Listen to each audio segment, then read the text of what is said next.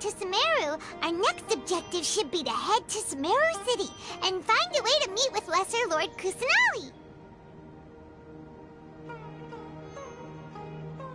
And speaking of Lesser Lord Kusanali, even though we haven't heard too much about her, she doesn't seem to be the same deity who abducted your brother. But even so, people call Sumeru the Nation of Wisdom, you know. If we can get a chance to meet the God of Wisdom, maybe she can give us some useful information.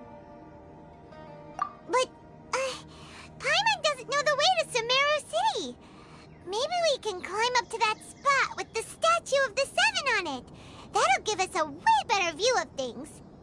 Even if we can't see exactly where the city is, at least we'll be able to check for some smaller settlements nearby. Wait a second. Look! There's someone up ahead! Perfect timing!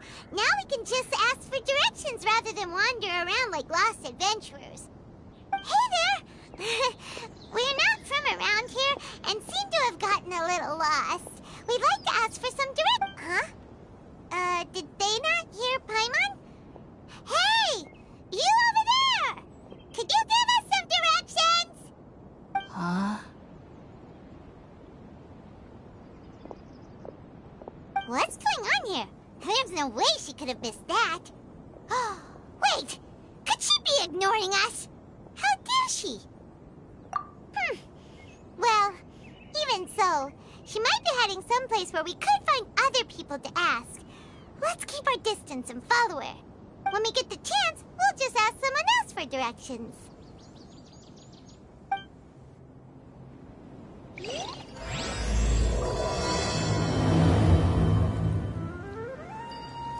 Come on, let's follow her. Just keep quiet. Make sure she doesn't notice us.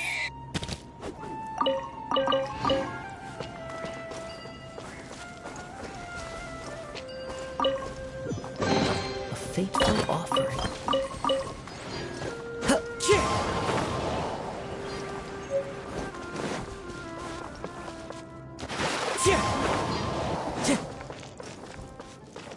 Time to go.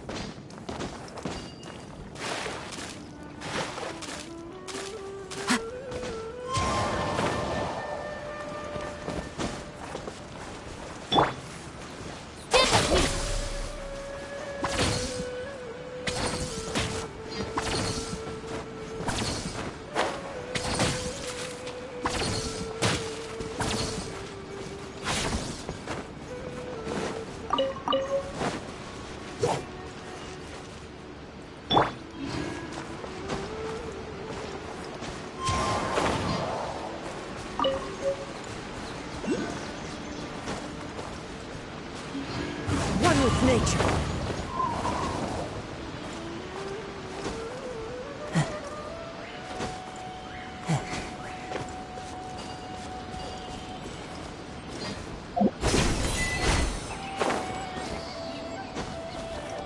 Time to go.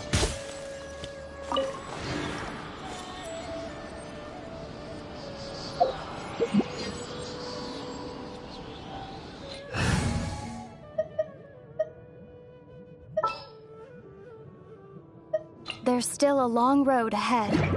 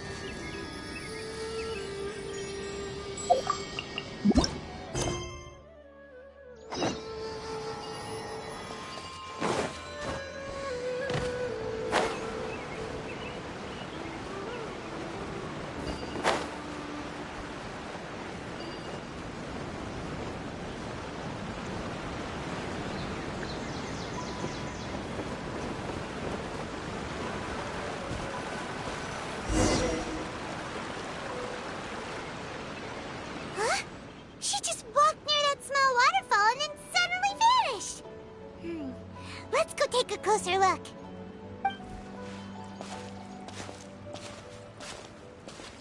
Paimon thought this cave would lead to a village or something, but, it looks like that's not the case. Look, she's sitting over there. Wait, she couldn't possibly be living here, could she? What should we do now? Do we try asking her for It looks like she's meditating or something. If we bother her now, she probably wouldn't let us off very lightly. Oh! What a lovely smell! It's coming from that sensor over there. This is definitely not your typical place to call home, but at least it smells nice. Maybe living here wouldn't be too bad after all. Huh? What's the matter? You don't look too good. What? Is the smell making you feel sick? Strange. Paimon doesn't feel anything.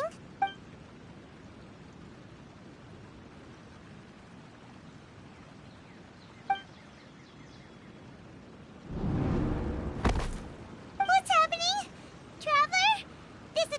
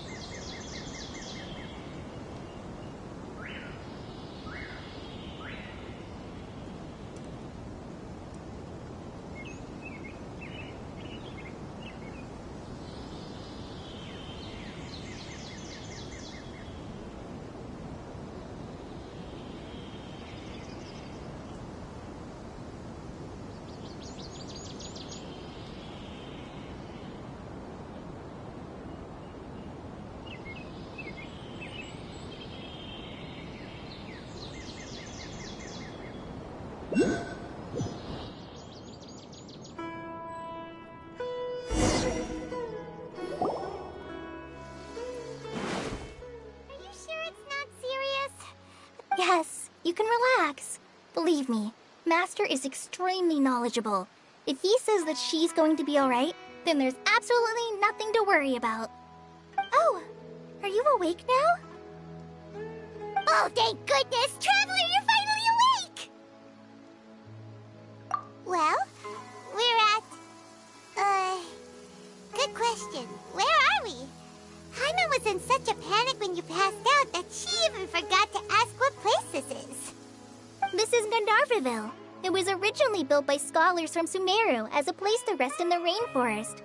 Now it's mainly used by the forest rangers as a base of operations. My name is Kale. I'm a trainee forest ranger. My master and I found you passed out during our patrol, so we brought you here. Oh, no things are necessary. I didn't do anything, really. By the way, how are you feeling now? Any discomfort? Oh, that's Master's herbal medicine you're tasting. He gave you some while you were unconscious. Before I forget, Master mentioned you should take more medicine once you wake up.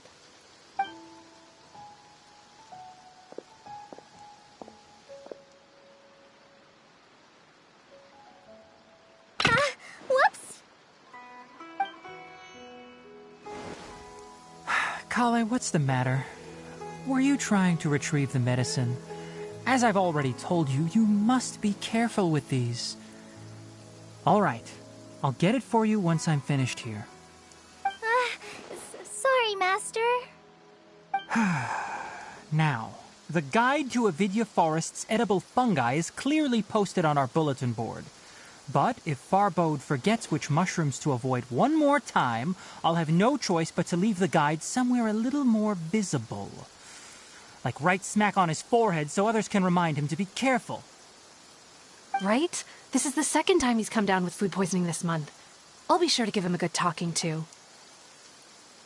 Yes, please do. If, on the off chance, Farbode simply enjoys having little imaginary fairies dance before his eyes, then we'll just let him be. But the next...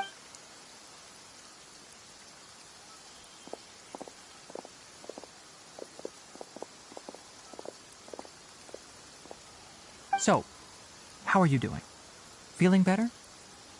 Oh, this is my master, Forest Watcher Tainari. He is chief officer over all the rangers here in Gandharvaville. I already informed Paimon about the reason you fell unconscious earlier. But now that you're awake, let me explain it for you as well. It is common practice for Sumeru scholars of certain darshans to dedicate themselves to training and meditation in isolated areas, particularly the nearby forests. While meditating, they use a certain incense known as spirit borneol to help calm their minds as they enter a state of deep rumination.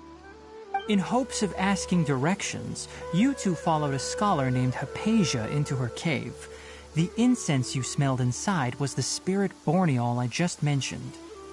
That incense typically has no effect on most people, but for a very select few, it can have profound effects on one's cognition. Very good. Now, answer me this. Did you feel anything after passing out? Say, any out-of-body experiences? Or did you see anything while unconscious?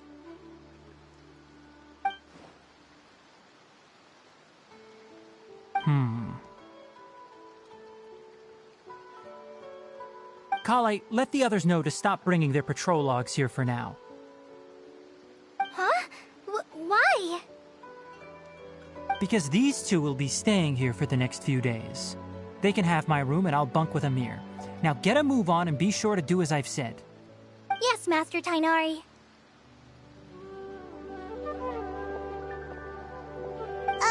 Wait, hold on a second. Can you tell us what's going on? Sure, let me fill you in. I originally planned to send you on your way once you finished your medicine. However, it appears now that you should stay a while longer in Gandharvaville for further observation while you recuperate. Further observation? No need to be hasty. As long as you have the capacity to judge between right and wrong, I promise that you'll understand the gravity of the situation once I explain everything to you.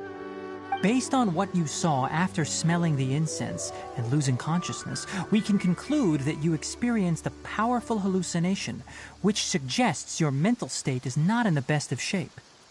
If you're skeptical, have a whiff of this.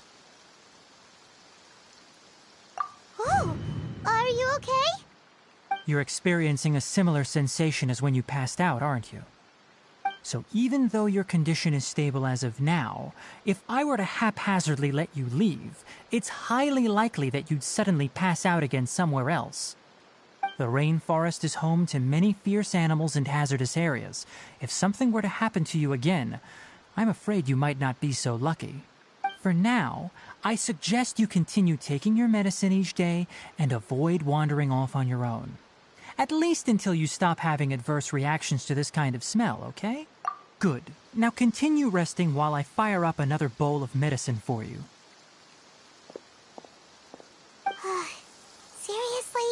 We just arrived in Sumeru and we're already having problems left and right! Paimon knows we're set on meeting Lesser Lord Kusanali as soon as possible, but you really don't look too good. It'd probably be best to let you recover first. Hey! Are you even listening to Paimon? Paimon's over here worrying about you, you know. What's weird? You mean how you're feeling now? You mean the vision of tree roots and red skies you saw? But if those weren't hallucinations, what could they be?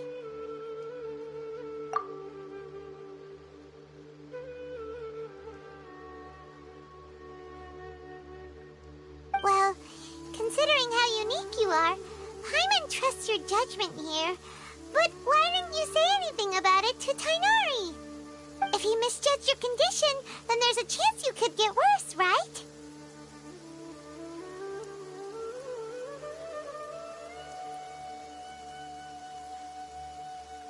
Huh?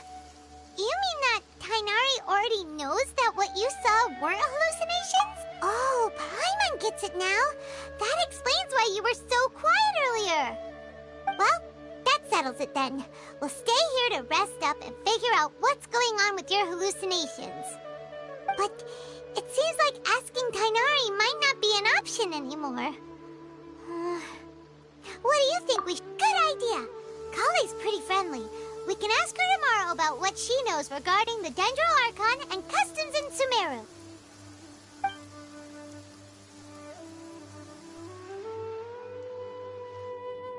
Rise and shine! Come on, it's time to go find Kale!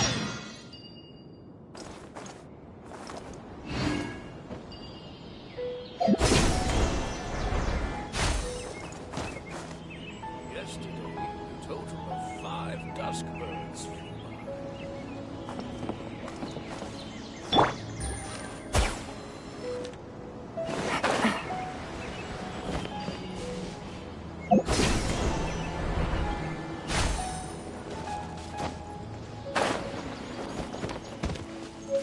by.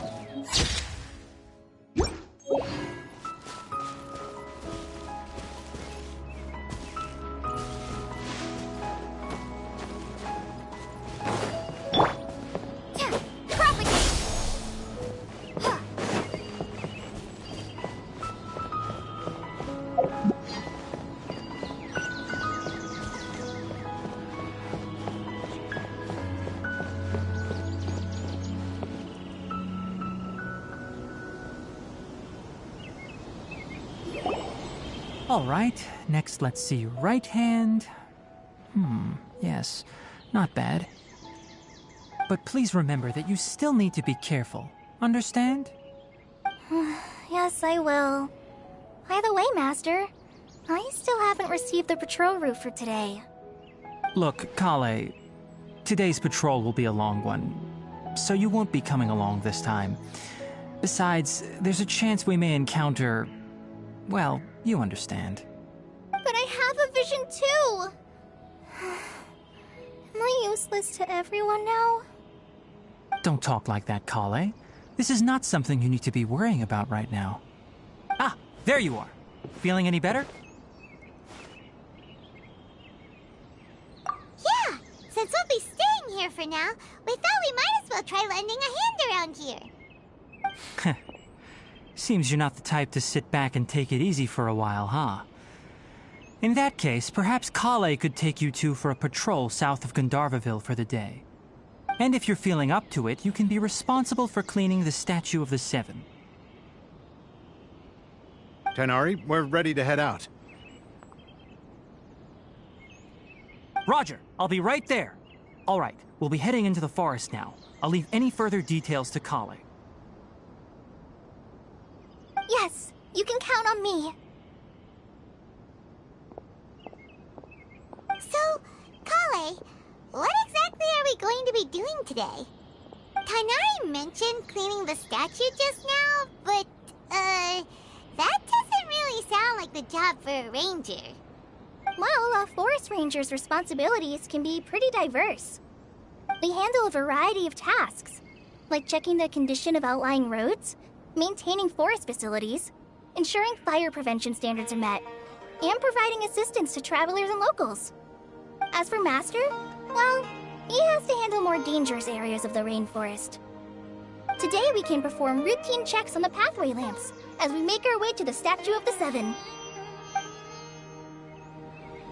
Paimon, traveler, this way! You can leave the task of checking the lamps to me. In the meantime, you two can keep an eye out for anything unusual.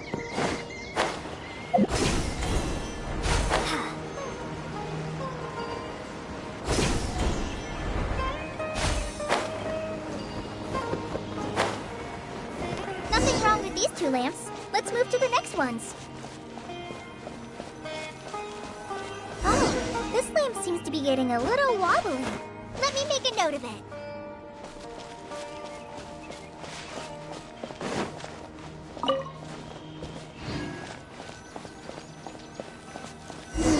No problems with this lamp. Good.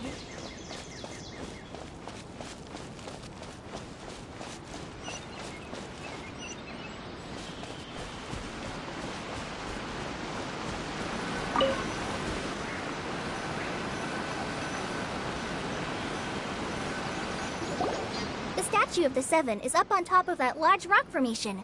You must have seen it when you came down this road before. It's pretty high up there, isn't it? Don't worry. If you're afraid you can't make it up there, I'm sure Master wouldn't mind if you don't clean the statue. Oh? I guess I'll leave it up to you then. There's not much footing once you reach the statue, so be careful up there. Paimon will fly up with you and help you with those hard-to-reach areas. By the way, Kale, do you know anything about the Dendro Archon? You know, what's she like? That depends. Are you referring to Greater Lord Rukkhadevata or Lesser Lord Kusanali? Huh? Greater Lord Rukkhadevata? Oh, is that the name of the former Dendro Archon? Uh-huh. Greater Lord Rukkhadevata was Sumeru's first Dendro Archon. She created the rainforest as well as the wall of Samiel around the desert. Her works provided a means of peaceful living for everyone. To the people of Sumeru, she's not only a symbol of wisdom, but also of power and kindness. Unfortunately, according to what Master has told me, the sages later found the newly born Dendro Archon and whisked her back to Sumeru. To celebrate the reinstatement of their lost deity, the sages dubbed her Lesser Lord Kusanali and let her reside in the sanctuary of Sarastana. Uh-huh. Then what happened? Well, and then... I'm not too sure what happened, to be honest. Huh? You're not too sure? But aren't you from Sumeru? Yeah, I'm from Sumeru. But... Maybe it's difficult to discuss this topic with strangers. If that's the case, then don't worry, we understand. No, it's not that. I'm not trying to hide something from you. Besides, I don't consider you two strangers. Anyway, you two know Amber, right? Wait, Amber? You mean...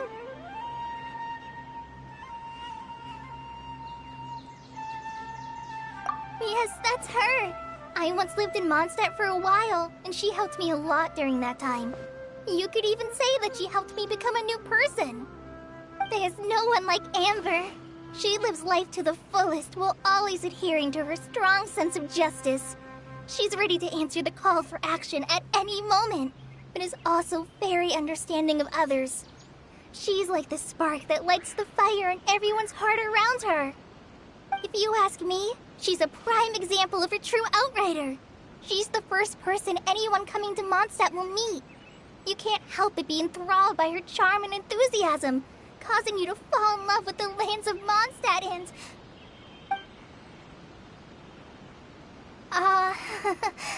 Sorry.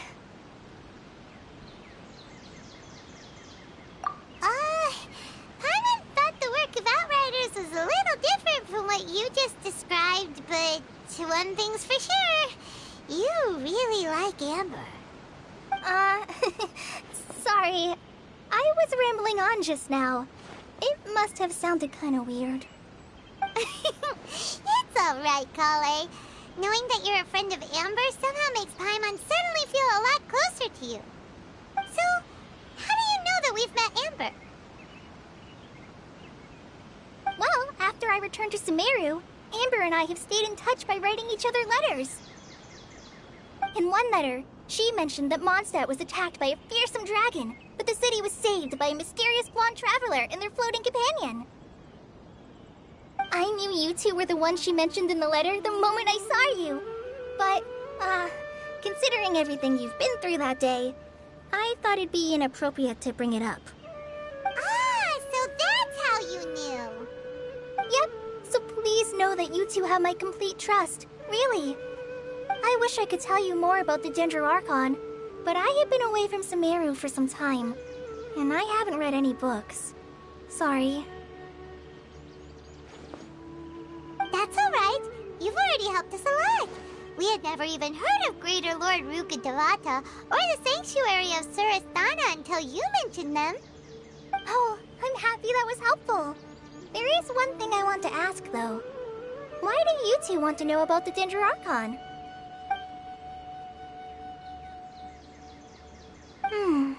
So that's why you're here. Thank you for telling me your story. Don't mention it. We are friends after all, right?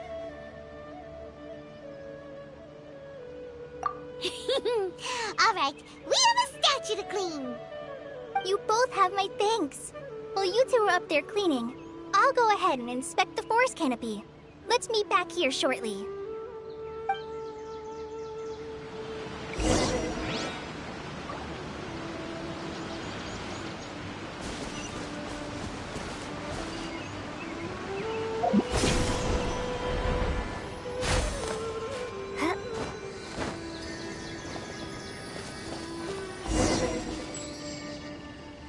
Huh. Now that Paimon looks at it, the deity that's carved on the statue is kinda small. Do you think she's supposed to be Greater Lord Ruka Devata? Or the name does seem to fit the statue somehow. Well, anyway, we'll have to figure that out later. Let's get started on cleaning the statue. Paimon will fly up and take care of the top, and you clean everything below.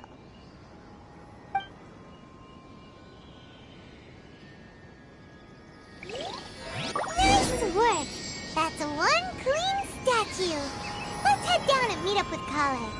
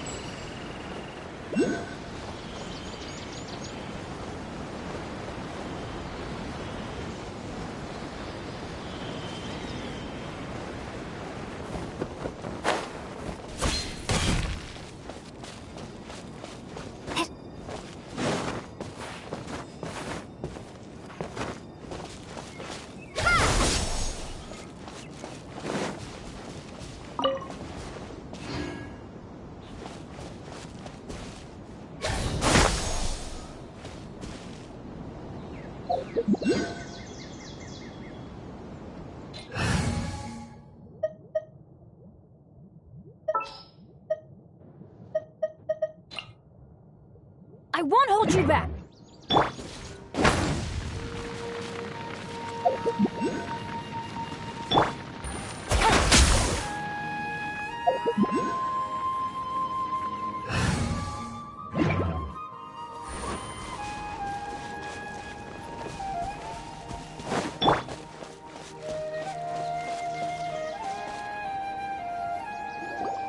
Kale, we're back! Welcome back! You must be tired after all that climbing. Let's take a little break. I brought some fruit and water for us. Yay, food! What kind of goodies did you bring?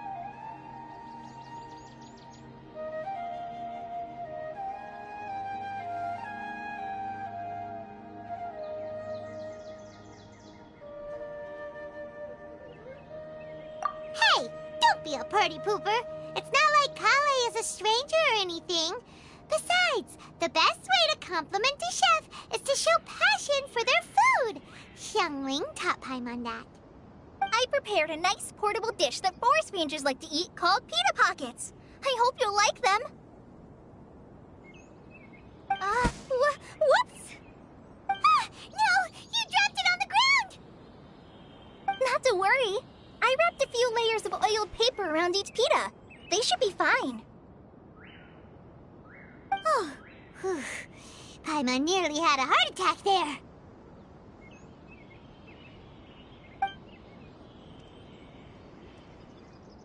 Those pitas are amazing! You're quite the cook, Kale. Thank goodness you wrapped them in paper. Paimon wouldn't have been able to sleep at night knowing something so tasty had been wasted. You really know how to compliment the chef, Paimon.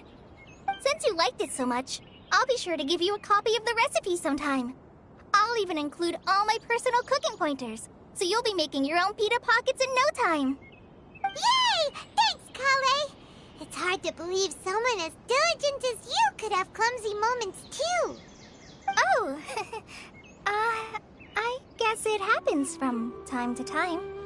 So, Kale, don't you think that Tainari's a little too strict with you? He won't let you touch anything without his permission. Paimon knocks stuff over all the time flying around the Traveler, but she's never said anything. Everyone has their clumsy moments. No, you've got the wrong idea about Master. Sure, he may seem a bit harsh at first, but with some time, you'll see that he's actually very kind-hearted. I've heard the veteran rangers say that Master is from some ancient and mysterious race that is known for their cunning wit and reclusive nature.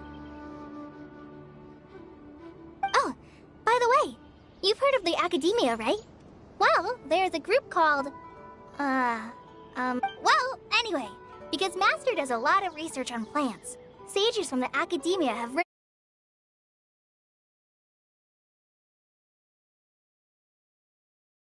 every time saying, Sumeru City is too noisy. It'd be bad for my ears.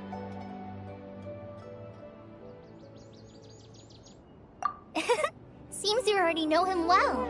Anyway, I'm sure the sages were not happy about his responses.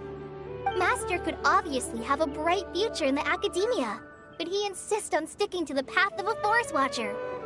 Every day he helps the locals of the forest and passes on his extensive knowledge to trainees like me. In fact, Master's the one who taught me how to make pita pockets. Really? Paimon would have never guessed that. Oh, speaking of Tainari, he was the one who took care of you after finding you passed out yesterday. He even carried you all the way here. Paimon's still kinda upset, though.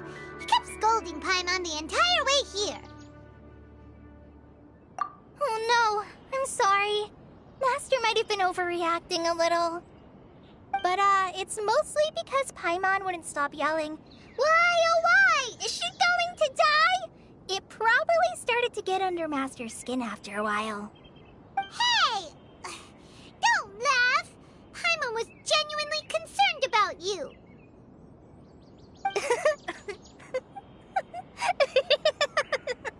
Hey! Now even Kale started to laugh. Ugh, that's it! Paimon won't forget this! It's time for some Paimonial wrath! No! Don't touch me!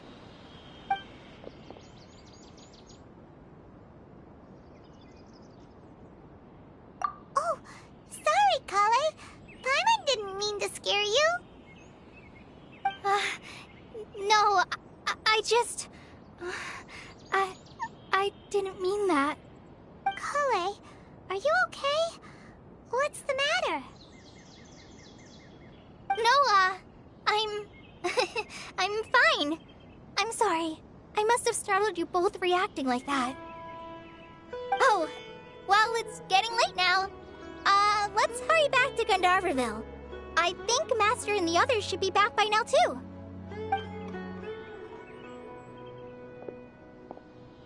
Huh?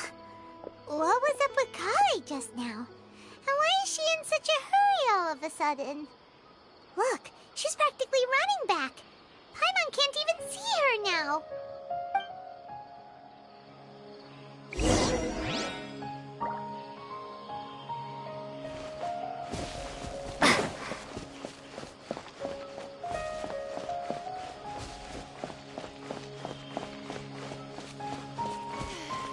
rainforest climate is far more pleasant than that of the desert. I'm dead on my feet. I think I'll stay here a while. Ah, Traveler. You've returned. Yep, we're back. Have you seen Kale by any chance? Oh, Kale? Yes. I saw her go into her room just a moment ago. Oh, okay. Guess we'll just have to wait and talk to her tomorrow then. I'm dead on my feet. I think I'll stay here.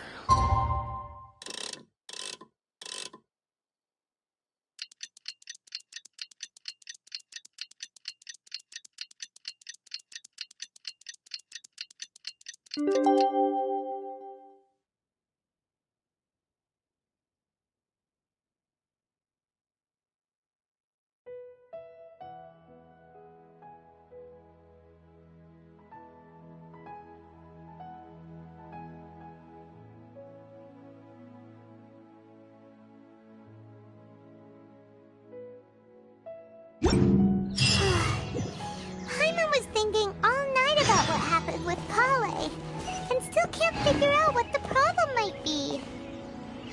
Maybe she's in a better mood now. Let's go check on her.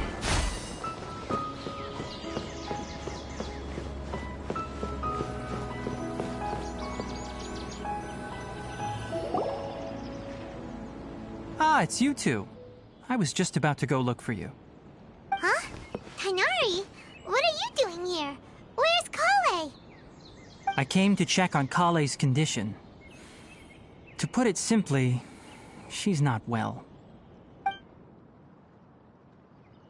You mean she's sick? How could she be... Oh, wait a minute. Could it be because of what Paimon did yesterday? No, no need to worry. Something as small as you could never harm her. This sickness is something that Kale has been dealing with for some time. Kale has been more excited than usual since you two arrived.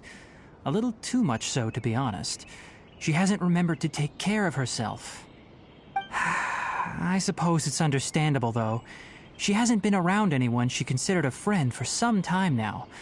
It must have been refreshing for her to have you two here. So, Tainari, what's really wrong with Kale? Let's take this conversation elsewhere. Kale just fell asleep after taking her medicine. She needs some peace and quiet.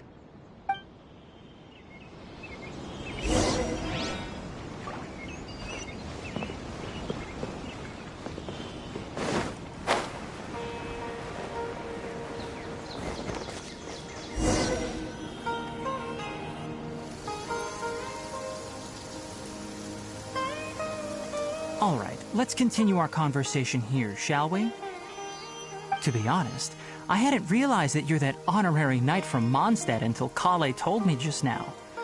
I've also heard all about your deeds in Liyue and Inazuma. So, just to clarify, what I'm about to tell you about Kale is not because of who you are or your past feats. Instead, I am going to tell you because... well, because Kale asked me to. And honestly speaking, I was against Kale revealing her past to you. But she insisted, saying you two treated her with sincerity and as a friend. So now she wishes to reciprocate the gesture. So, Tainari, what exactly is wrong with Kale? You said this is something she's been dealing with for some time. Just how serious is it? Right. Ever since she was a child, she's been afflicted with a disease called Elazar. Elazar? Yes, it's a disease unique to the lands of Sumeru. It is characterized by dark and hardened scales that form on the body. At first, the afflicted may only feel mild numbness on the affected area of the skin.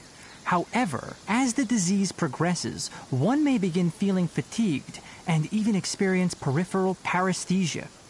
In its final stages, the disease strips a person of the ability to control their own body, and they effectively become completely immobile. That sounds terrifying. Wait, hold on. So when Kale seemed to be acting a little clumsy earlier, it was because... Correct. That would be the effects of Elazar, which is precisely why I do not want her carrying or holding anything, lest she ends up hurting herself. With appropriate treatment, the disease can be effectively controlled before it progresses to a more serious stage. However, there is unfortunately still no true cure for Elazar. Nevertheless, Kale's mother still hoped that there was something out there. She handed Kale over to an organization known as the Fatui after one of their members lied and said they had a cure. What? The Fatui? Ah, it appears you are already familiar with them. That'll save me some explanation. Anyway, the person who eventually rescued Kale and brought her to me for care said that she had been given to a harbinger known as the Doctor. I have no idea how this doctor managed to do it, but her case of Elazar was completely stable for all the years that Kale was with them. However, Kale's days with the Fatui were anything but pleasant. Kale is a resilient individual and always tries to appear cheerful, but her experience with the Fatui has left deep scars. Even now, she can still feel deathly afraid of someone touching her. Oh, Paimon had no idea Kale's been through so much suffering. Oh, by the way, Paimon, Kale wanted me to tell you that she's sorry for scaring you yesterday. She also wanted both of you to know that she's sorry for hiding her illness. She doesn't need to apologize. None of this is her fault at all. Well said. I hope you'll get a chance to tell her that in person the next time you see her. Kale once thought that it would be impossible for her to have any real friendships.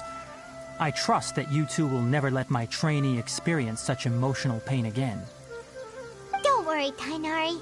We'll take good care of her.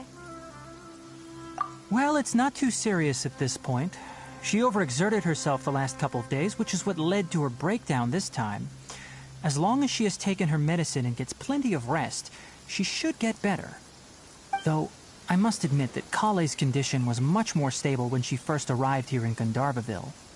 She was interested in the work of the forest rangers the moment she saw us.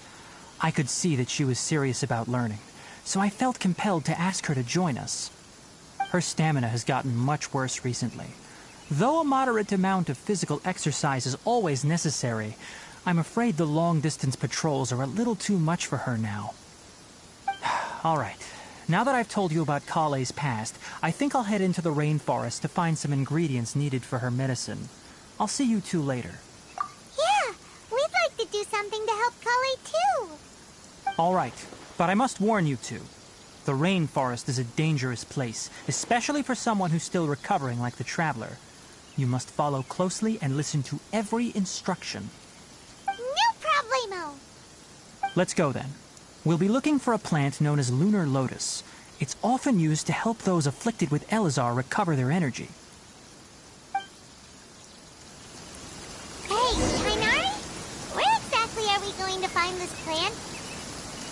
Lunar lotus can be found all over the rainforest, but it often grows right here around Gandharvaville.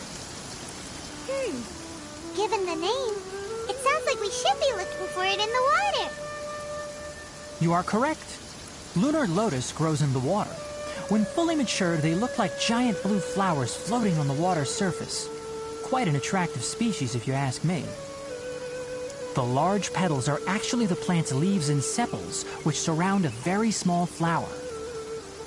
You should note that many of the plants found in Sumeru have names that are contrary to their species. Take the Kalpalata, for example. The plant is not a lotus at all, but rather a vine. And then there's the Sumeru rose, which is not a rose, completely contrary to its name. Oh, huh. Okay then. Note to Paimon. Never bring up the topic of flowers with Tainari.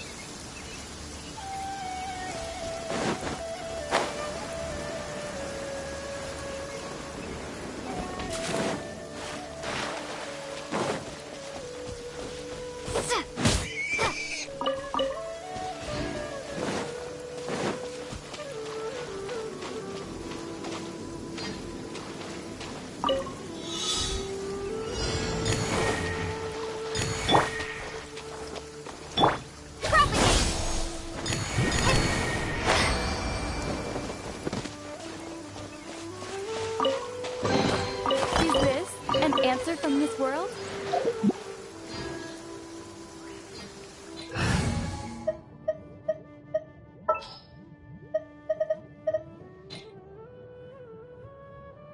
Wait for my signal.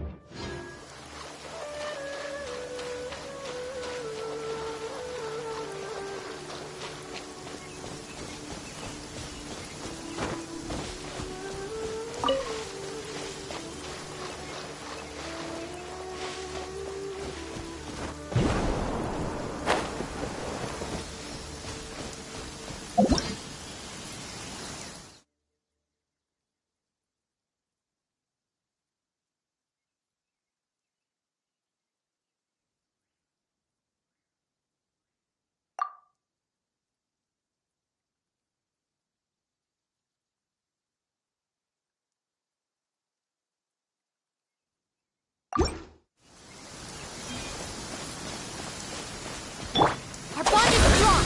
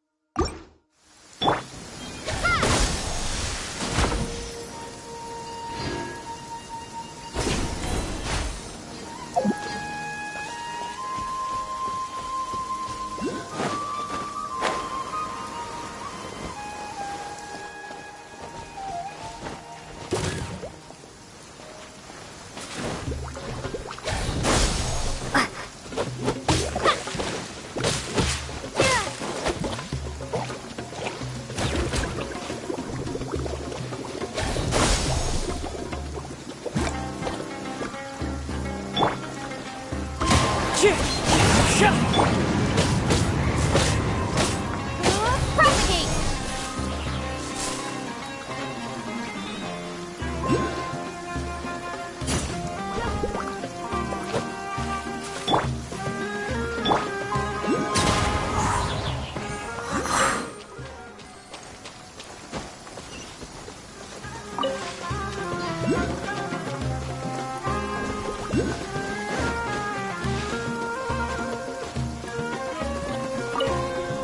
The wind knows me.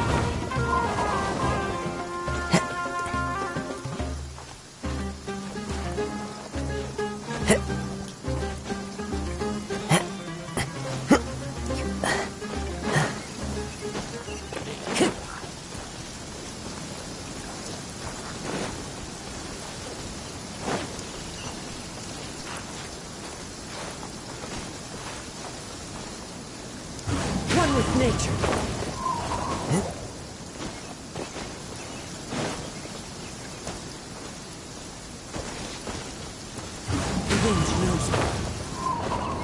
Clear weather all around brightens the heart. One with nature.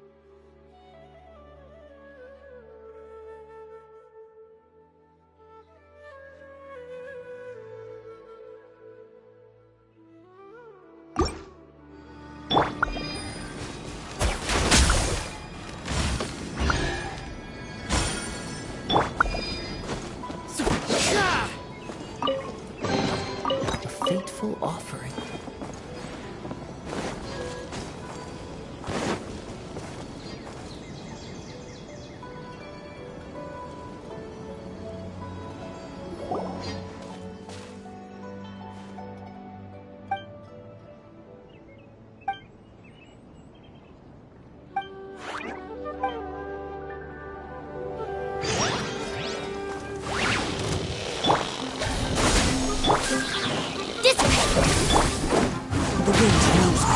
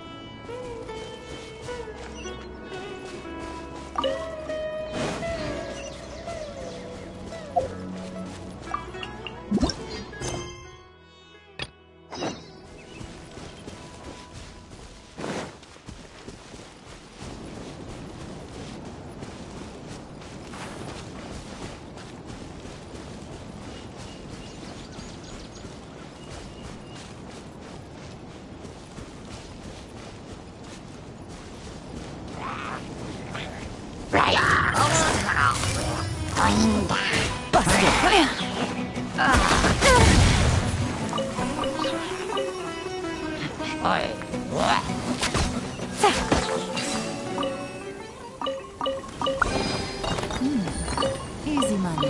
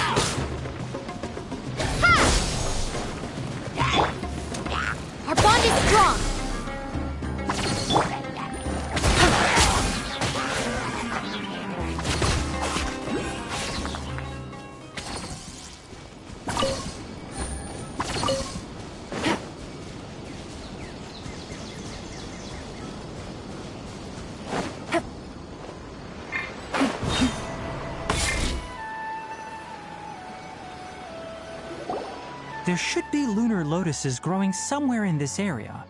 Let's split up and begin searching. If you could manage to gather 4 of them, that would be sufficient. We'll rendezvous here once you've gathered the needed amount.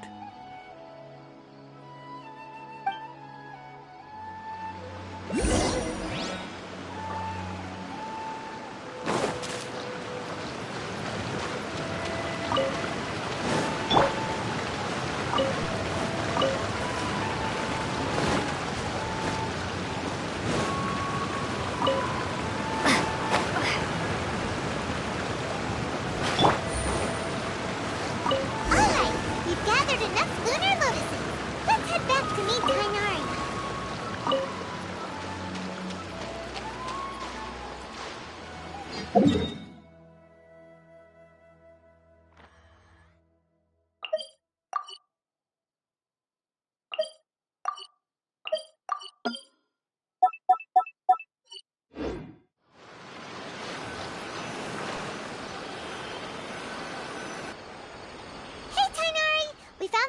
as you request. Let me take a look.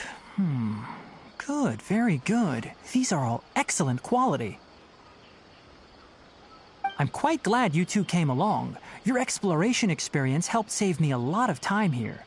It seems we even have enough time to stock up on some other things I need. Hey, Tainari!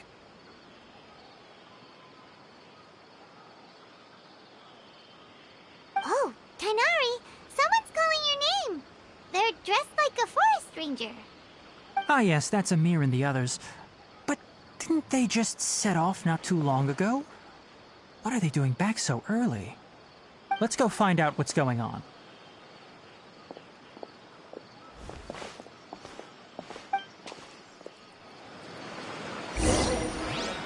Take it easy.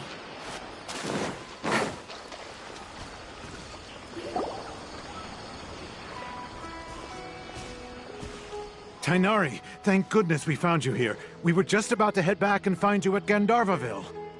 What's going on? We just discovered a withering zone. The Withering is back? But the patrol route you were on should have been already clear just a week ago. It reappeared so quickly. Can you tell me the exact location? It's up ahead, deep in the river valley. It's appeared in a spot that blocks nearly the entire narrow part of the valley area, so we decided to come find you as quickly as possible. And the radius of the contamination?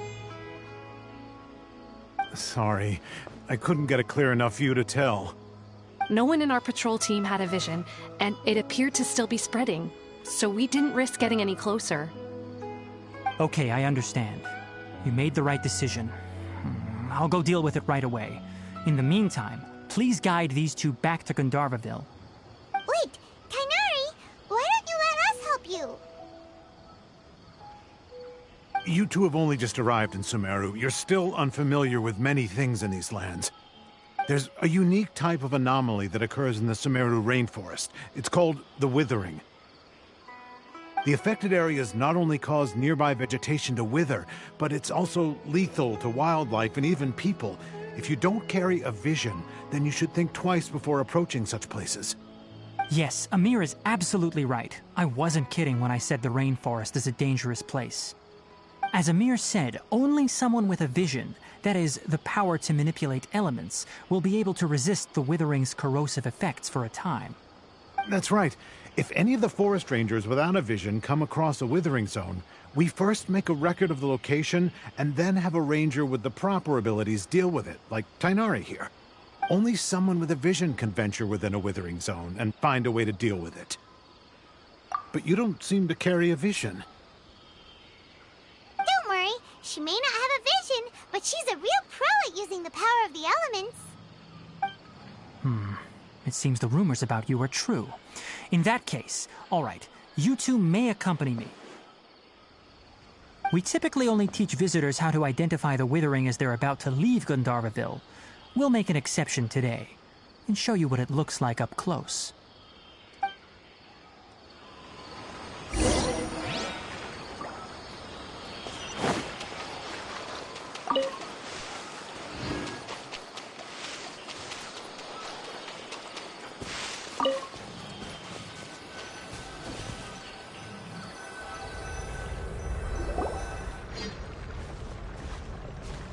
Stop.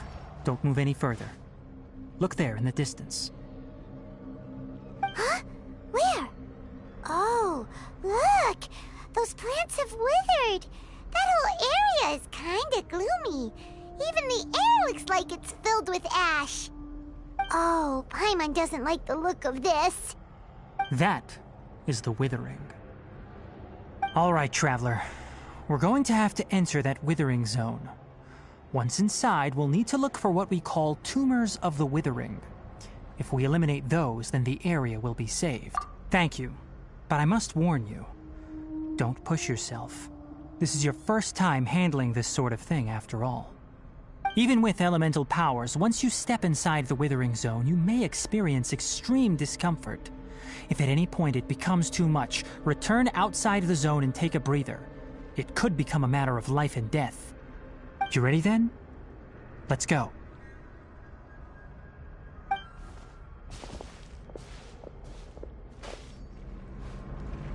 First, we must locate any branches sustaining the withering zone.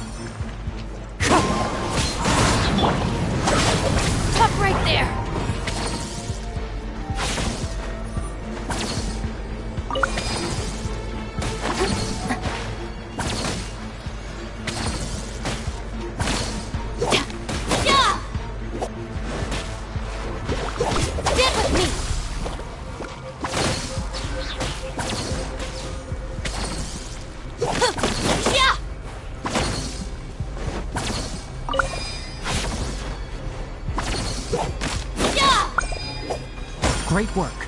Now that all the branches have been cleared, we'll need to take care of the tumor.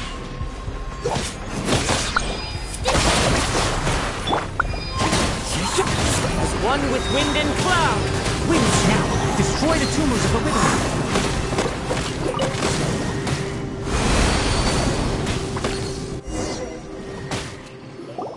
We did it! Everything's returning to normal now! Yes, thanks to you two. We were able to quickly restore this area back to normal. Tainari? You make it sound like we did well, but why does Paimon have the feeling you're worried about? It's that obvious, huh? Alright, it's like recently the rate at which the withering zone appears has been increasing.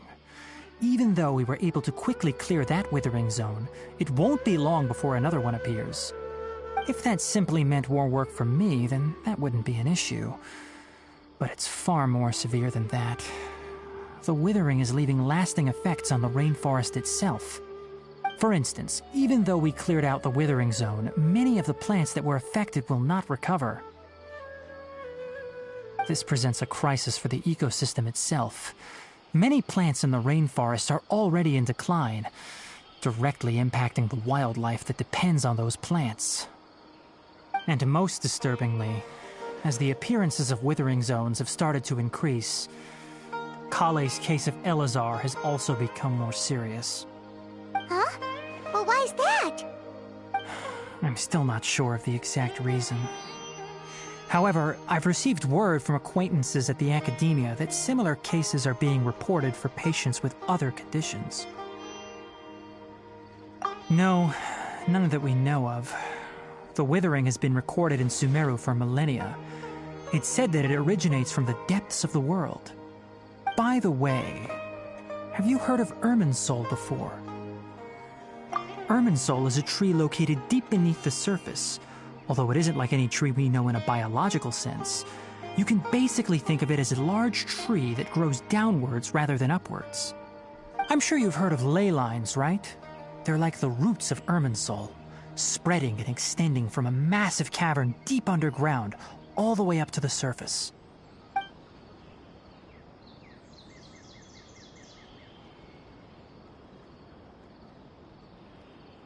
Ley lines continually absorb the memories of this world, which are then funneled into Irminsul, allowing it to collect knowledge and wisdom from ancient times to present day. The Dendro Archon is known as the God of Wisdom because her consciousness is directly connected to it. It is also said that the Dendro Archon's power is a manifestation of Irminsul. And as for the Withering, its emergence is related to a disease that's affecting it.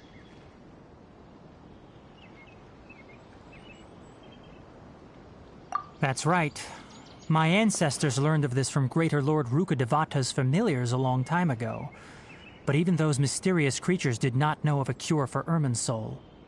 I'm afraid we Rangers will be battling the Withering Zones here for a long time until a cure is found. Alright, that's enough on this topic for the time being. Now that we've taken care of things here, it's time for us to head back to Gandharvaville.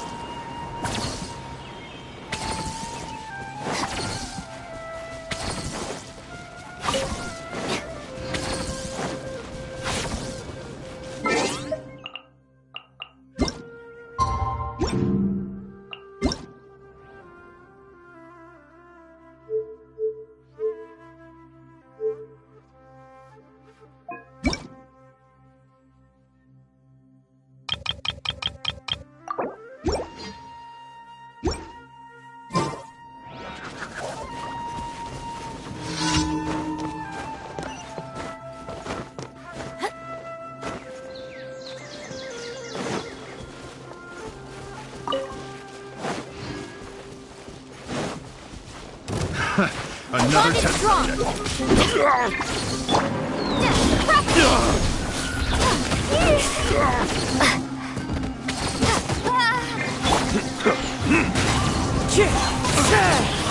I wasn't done picked.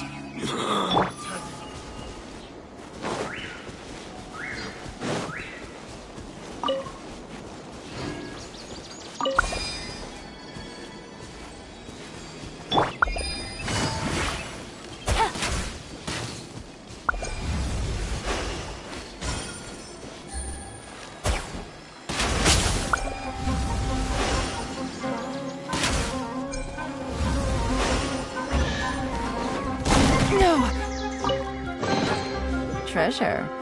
One way to draw your busted.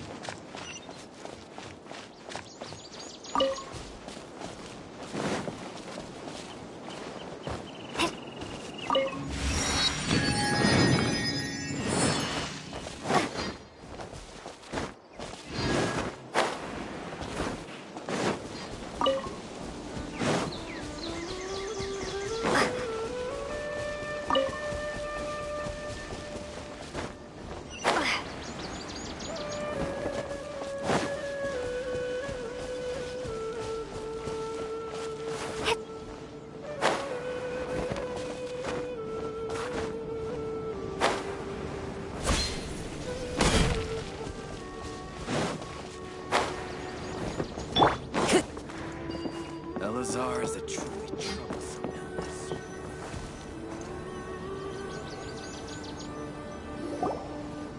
Oh, Tainari, you all made it back.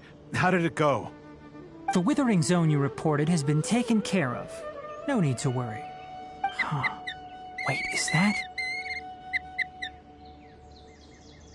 Oh no, Hypatia!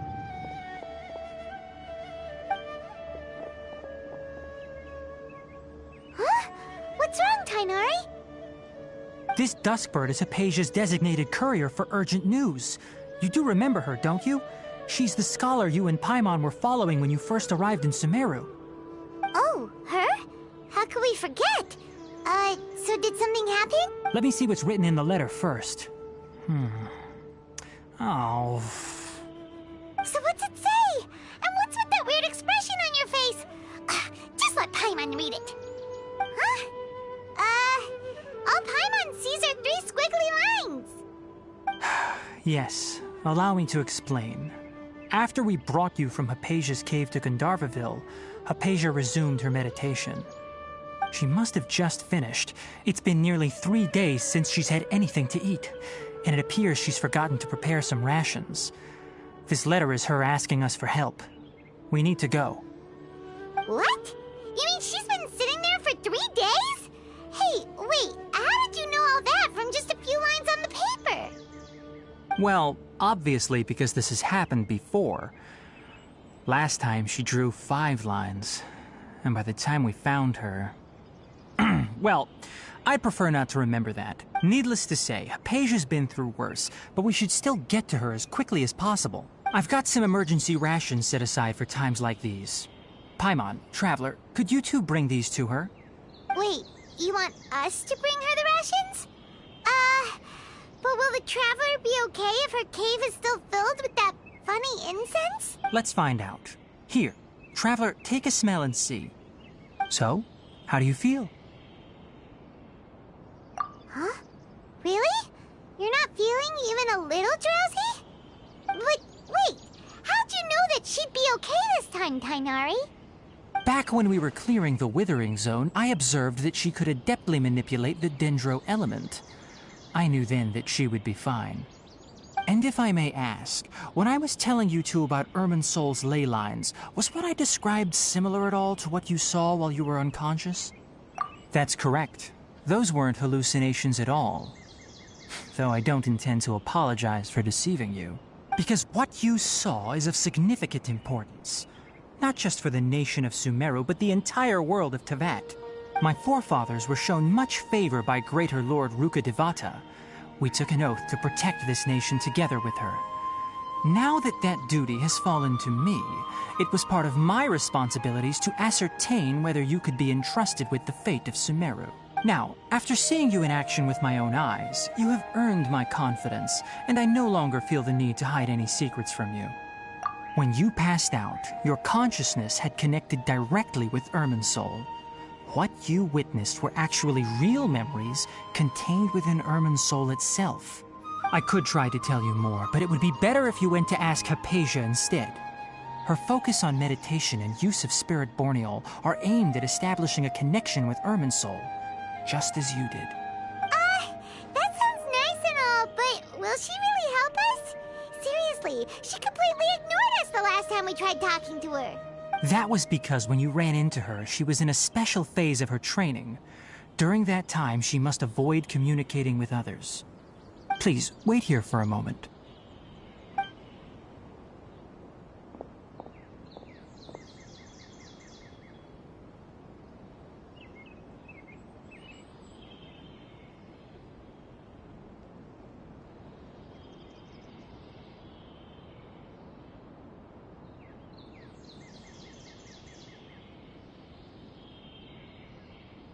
Here, take these. It's a meal I packed for Hypatia, as well as some other ingredients. I'm sure it'll come in handy. Also, here's a letter that I would like you to give to her. Just show it to her and she'll answer any questions you may have. No. I should be the one thanking you. You've both been a great help these last few days. Hypatia should still be in the cave. Let's go inside and see how she's doing.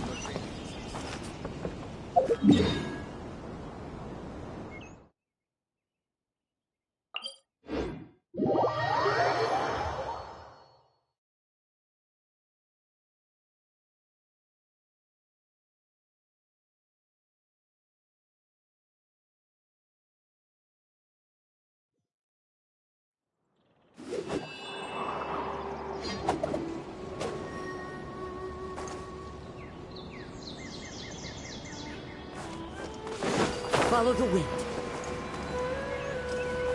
Hypatia should still be in the cave. Let's go inside and see how she's doing.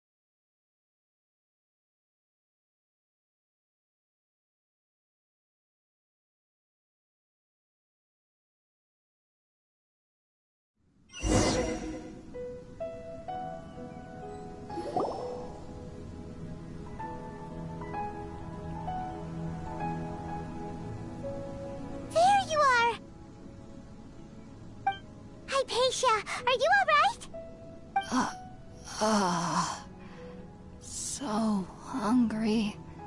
There's no way we can get her to eat in her current condition.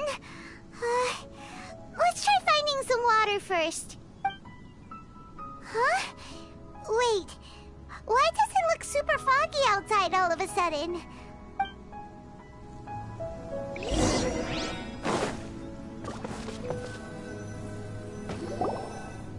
Huh? How'd things out here end up looking like this? What happened? And where are we? Really? Oh, maybe you're right. Let's go investigate the area.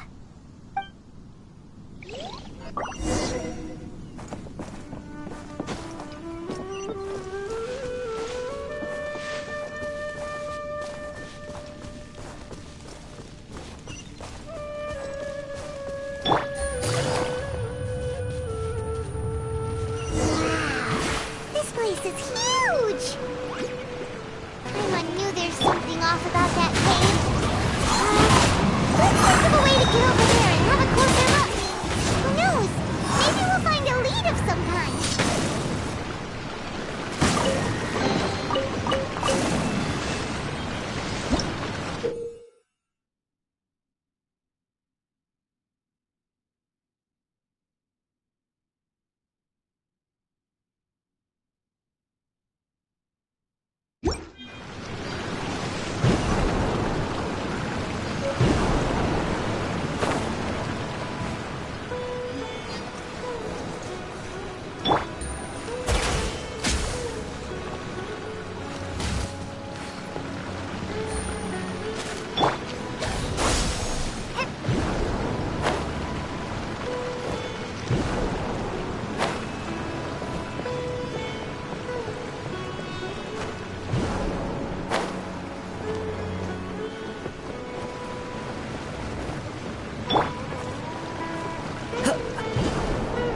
Follow the wind.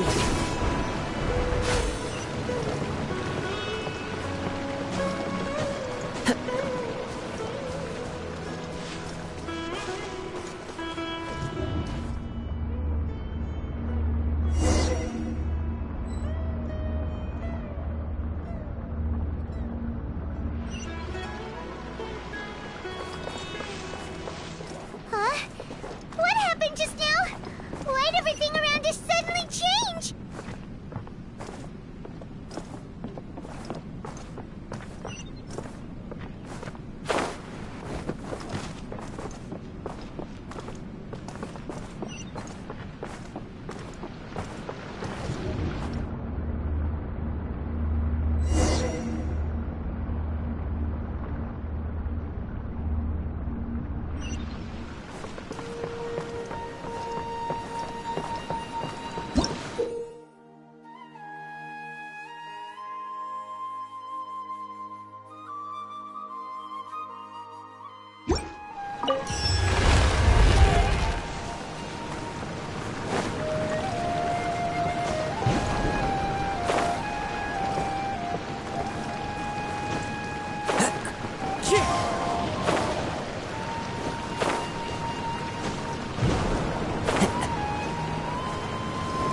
Follow the wind.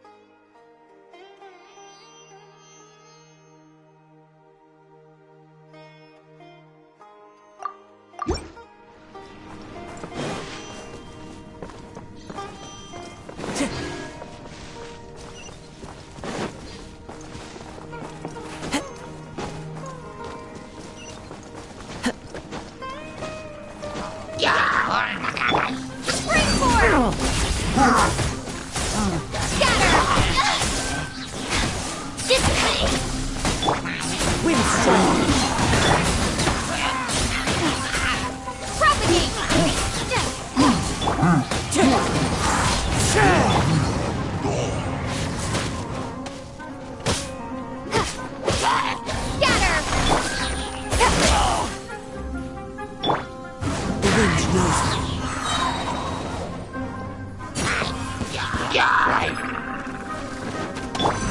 Out of my way! One with nature. Propagate!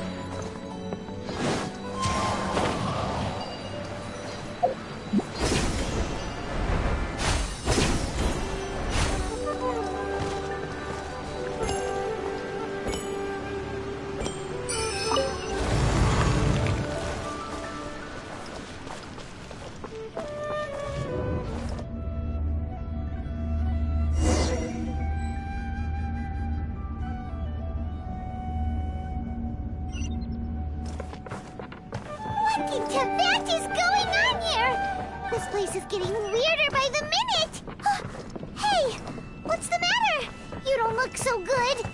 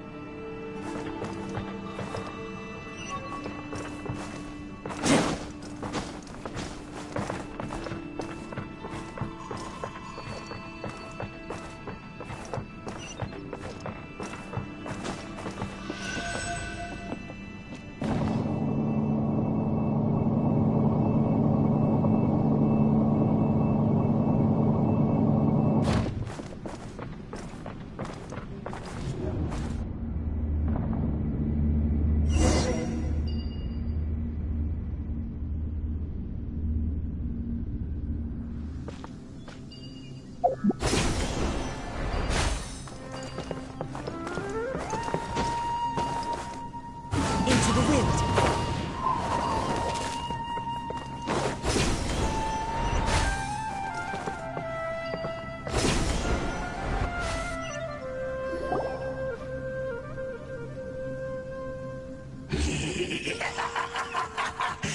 Well. Looks like we meet again, traveler. The Abyss Herald! What are you planning to do in this strange place? Strange place. Plotting. You needn't worry about such things. They don't concern you.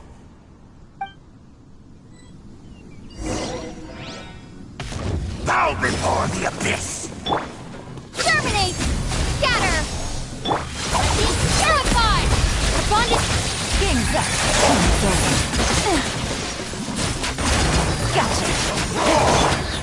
dragon.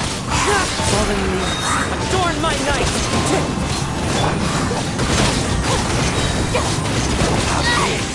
Grant me new life! Get with me! Out of my way!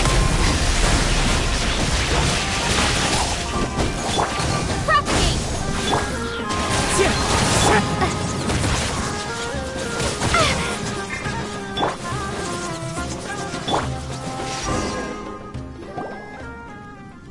Huh? Why can't we beat this guy? Oh, Paimon doesn't get it! We faced others like him before! What's wrong this time?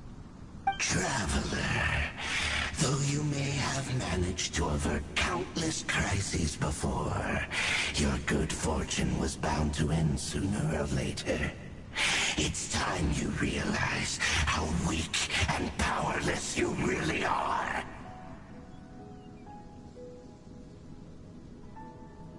Your brother. Oh, pitiful traveler. Are you really so ignorant? Or are you just living in complete denial? His Highness has long since forsaken you.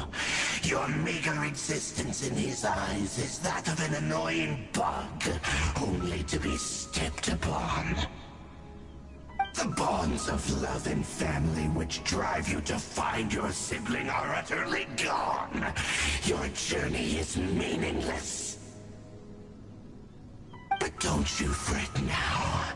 Today will be your last. Now die!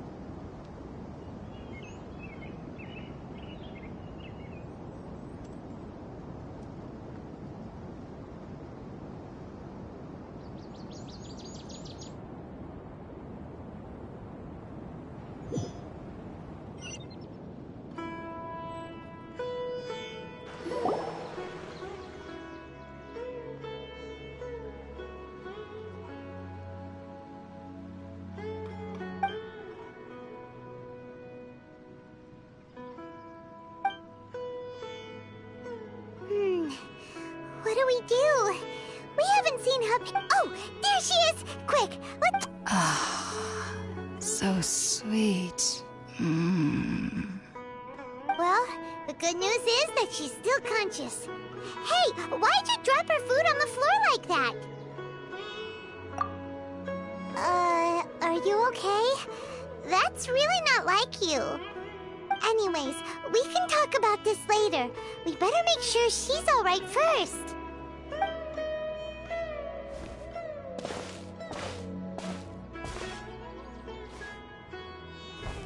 Whoa, wait a sec. Look at all this fruit lying around her. We can put that to good use.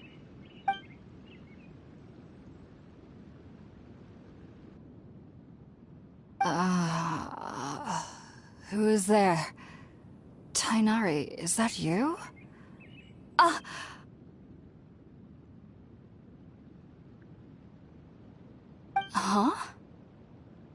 It's okay. You can relax, Hypatia. Tainari sent us here to bring you some food and water. Here, we have a letter that he asked us to give you.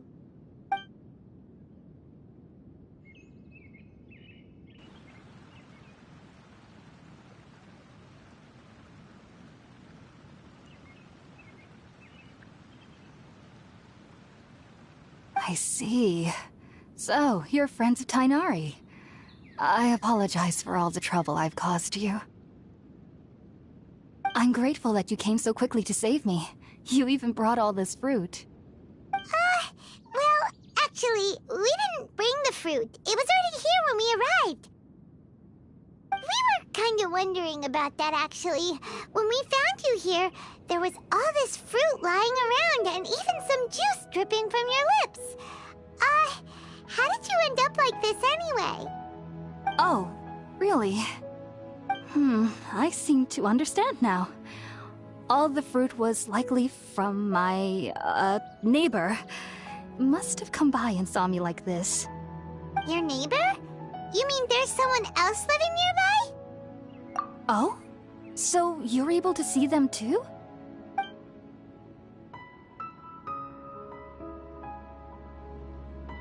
Wait, hold on a second, Traveler.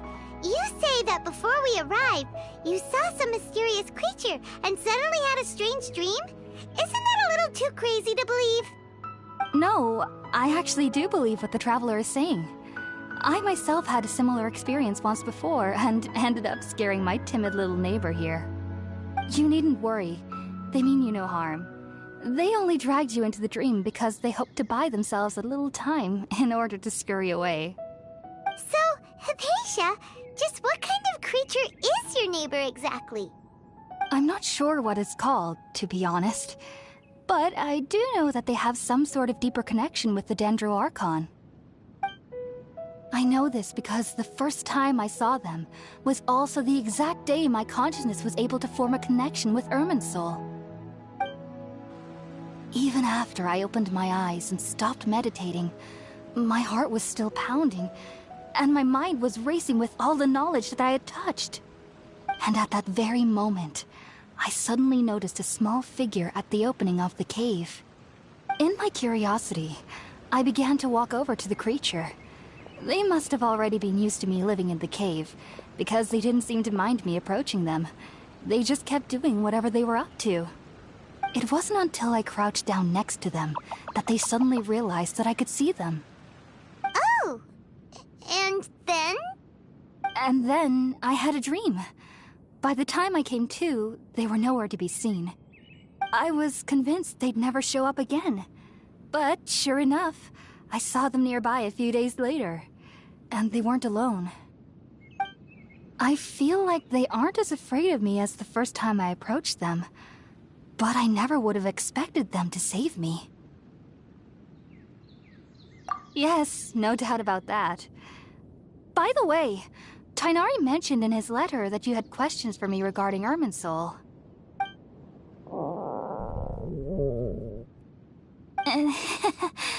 Sorry about that. Sounds like just drinking juice still isn't quite enough for my stomach.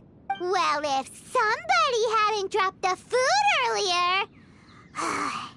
Anyway, looks like we'll need to prepare something ourselves. Besides, Paimon's getting hungry too. Alright, we're up, Traveler. Today's menu will feature Sweet Madame and a radish veggie soup. You'll love them, Hypatia. They're our specialties after all. Sounds good. I've never tried any dishes from other nations before. I certainly look forward to it. It's been so long since I've had a decent meal, too. To be honest, the last time had to be when Tighnari came to visit.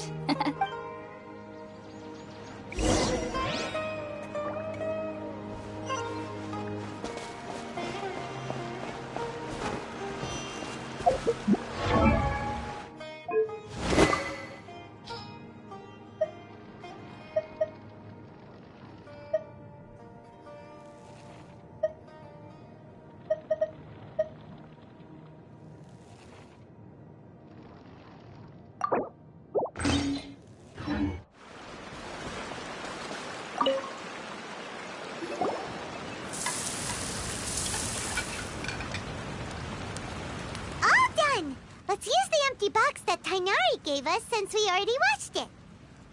Oh, it smells amazing.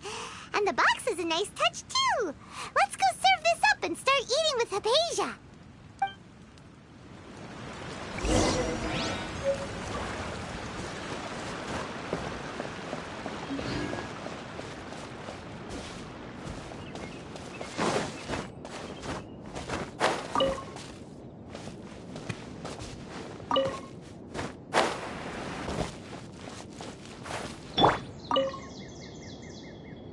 Are you already finished cooking?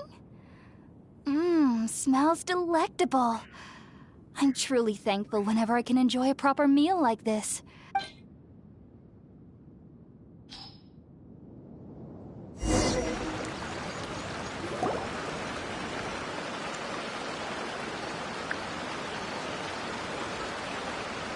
Even though everything you mentioned was in Tighnari's letter, it's still hard to believe you were able to connect with Irminsul immediately after smelling Spiritborn eel for the first time.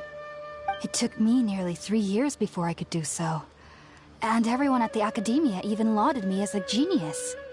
You should know that some researchers spend their entire lives without ever successfully connecting with Irminsul as you have. So why does this incense allow people to connect to Irminsul? The ingredients used to make Spiritborn eel primarily consist of plants created by Greater Lord Rukkhadevata. These special ingredients are conducive to heightening our senses to the Dendro Archon's power. Since the root of the Dendro Archon's power lies within Irminsul, we can occasionally tap into her powers to peer into the depths of the earth. That's all right. I'm sure you'll come to a clearer understanding as you remain in Sumeru. Makes sense. But Paimon's got a question. Why was she sensitive to the smell of those plants for such a long time? That was primarily due to her body's unique constitution. Stimulated by the incense, she could perceive the Dendro Archon's power and experience the sensory overload, hence the adverse reactions. Taking in any scent similar to the ingredients of Spiritborn eel would cause adverse effects. Not to worry, though. It appears you've already fully recovered. Technically, your body should still be sensitive to the powers of the Dendro Archon, but unless you're using intentional meditation techniques, the scent of Spiritborn eel should no longer trigger such reactions. Whew. Well, that's a relief. I must admit, I am quite envious of your abilities. Even if it meant suffering from pounding headaches for the rest of my life, I'd consider it worthwhile so long as I could connect with Irminsul at will. Whoa, you're really serious about this whole thing, aren't you? I am a researcher after all. As a member of the Ritaoist Darshan at the Academia, my main area of research is the stars and their connection to the fate of living beings. But there is still so much we don't know, especially regarding the mysteries that lie in the starry skies. Which is why I must turn to the all-knowing Irminsul for answers. If only my perception wasn't so limited. Unfortunately, I cannot guarantee that my every attempt to attune with Irminsul will be successful, or that doing so will leave my consciousness intact. I am currently in the stage of training known as Satyavada life. Many researchers in Sumeru have lost their minds while seeking to attune with Irminsul during this stage. Sages have said that Irminsul contains divine knowledge, and touching such knowledge without the proper preparations and abilities will only lead to one's mind caving in on itself. That's why we meditate alone. We need to ensure that our minds will be calm while minimizing the possibility of involving anyone else.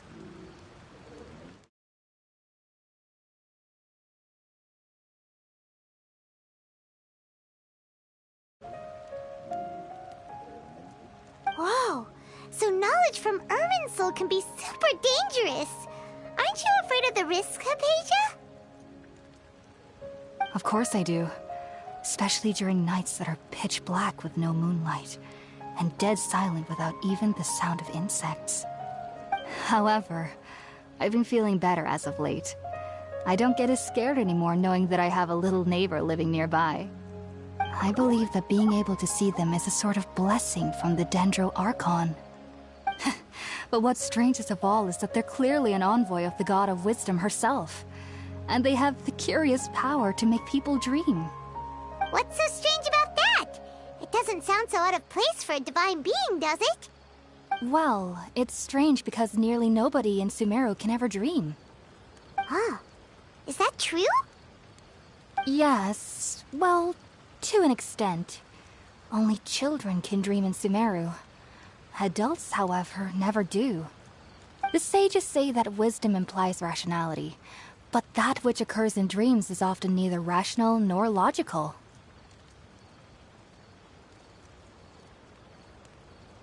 Yes, if one struggles with anxieties, those emotions could influence their dreams. The fact that the people of Sumeru do not have dreams is seen as a blessing by the sages. They believe that Greater Lord Rukkhadevata, the god of wisdom, is keeping us away from the foolish delusions you encounter in your sleep. I was born into a family of scholars in Sumeru City. Ever since I was a child, my parents would always tell me that I'll know I've grown up once I stop dreaming. I studied hard, enrolled as a student in the academia, and went on to become a researcher. Sure enough, I never dreamed again. But then, on the day I scared the little Aranara, I suddenly saw a dream again. It was incredible. Though I don't exactly remember what I saw, I clearly recall the feeling. I suddenly... Back then, I was foolish and ignorant as any youth would be. But I was free of fear. Maybe dreaming isn't as bad as we've made it out to be. Just be sure not to speak of this if you travel to Sumeru City. They'll look at you as if you've lost your mind. So, do you have any thoughts about the things she saw when she connected with Irminsul? Sorry. I'm afraid I don't have any answers as of now. All I can say is that what you saw is a memory contained within Irminsul itself. World forget me. What could that possibly mean? If only I could ascend past Satyavada life and begin Paripurna life, I might have some more answers for you. If you two are ever in the area again, please be sure to come and see me. There's no need to be thanking me. You two are my saviors. Besides, I'm already looking forward to tasting some more of your cooking.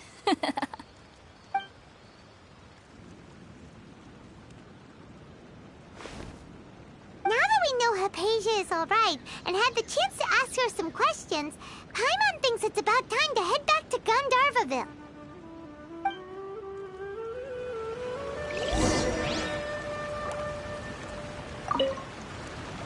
Heading out, I see? If there's anything else you'd ever like to ask about, you know where to find me. Take care.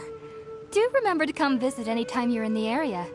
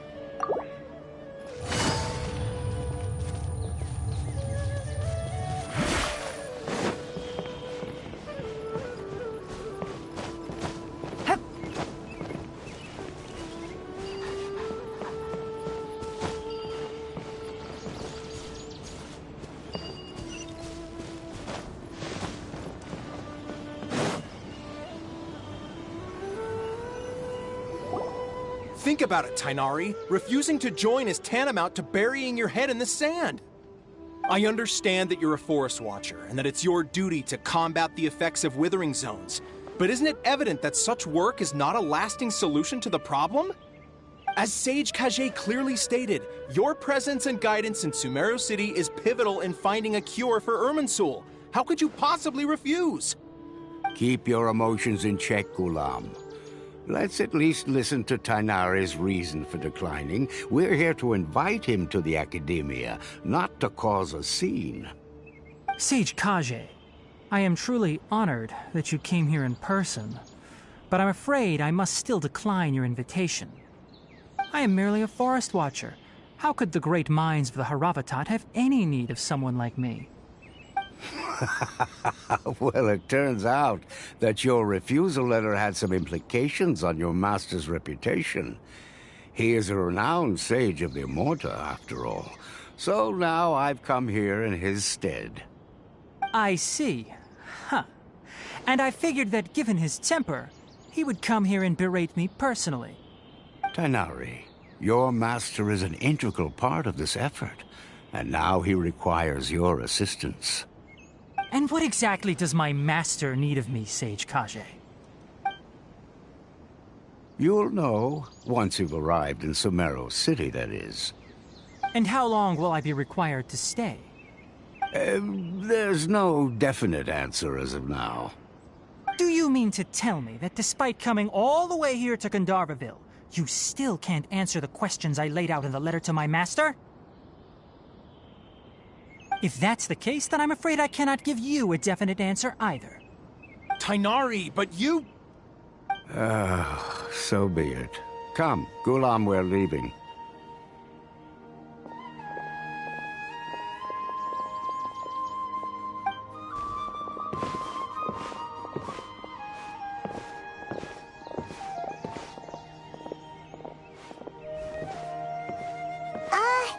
Tighnari, what was that all about? It's nothing. Some people from the academia wanted me to go to Sumeru City to assist them with a project, but I had to refuse on account of all my responsibilities here. But all that can wait. How did things go with Hypatia? It was quite the eventful trip, but the main thing is that she's safe and sound. She answered a bunch of questions for us, too. Very good. Now that the traveler has made a full recovery, there shouldn't be any reason for you to tarry here longer. I assume you will be heading to Sumeru City, correct? That's right! We want to meet Lesser Lord Kusanali and ask her for advice. Do you have any idea on how we can find her? Sorry. I'm afraid I don't have any advice for you there.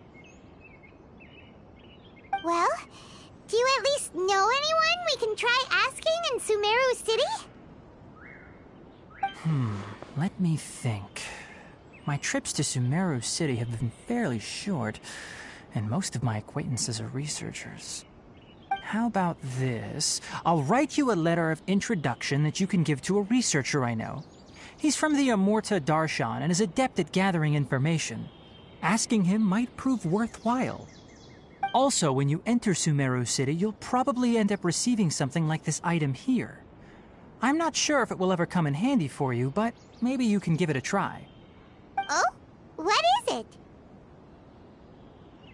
It's called an Akasha Terminal. It's a tool produced by the Academia that utilizes the legacy of Greater Lord Rukkhadevata. Some say that this very item is the basis of Sumeru's reputation as the City of Wisdom. Needless to say, this device and its usage fall under the Academia's expertise, so I'll leave it to them to show you how to use it. Great! Next up, Sumeru City!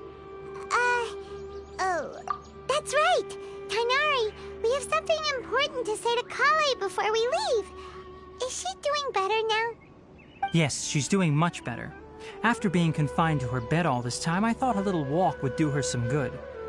Last I saw her, she was taking the path towards the North Crossing. She knew you two would be leaving soon, so she must have wanted to see you off. Thanks, Tighnari. All right, let's go! Farewell, and good luck to you both.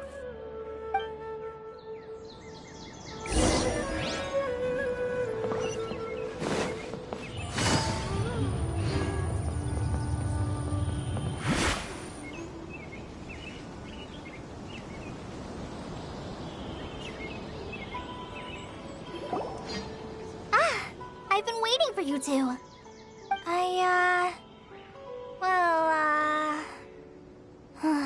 Never mind. I guess I should just wish you two a safe and successful journey. Thanks for waiting here just to see us off, Kale.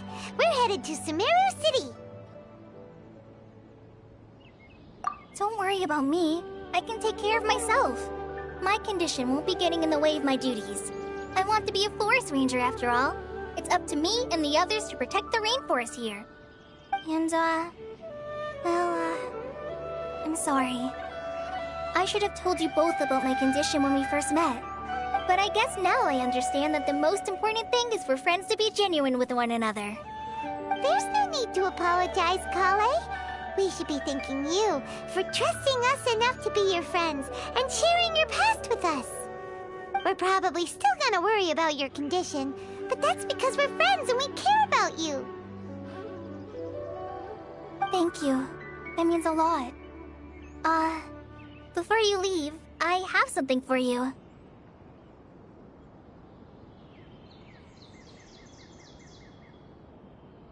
Oh? What is it?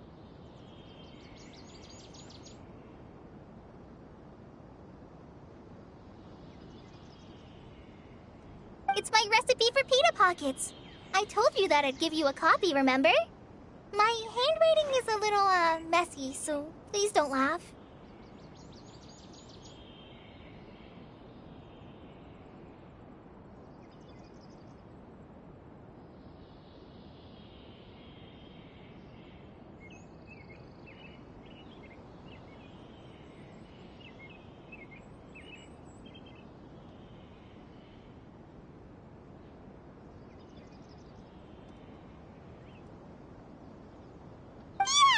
Thanks, Kale. Now we can eat those scrumptious little pitas whenever and wherever we like.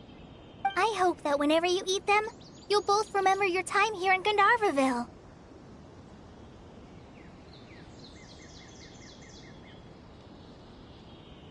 Well then, I, trainee Forest Ranger Kale, bid you both farewell.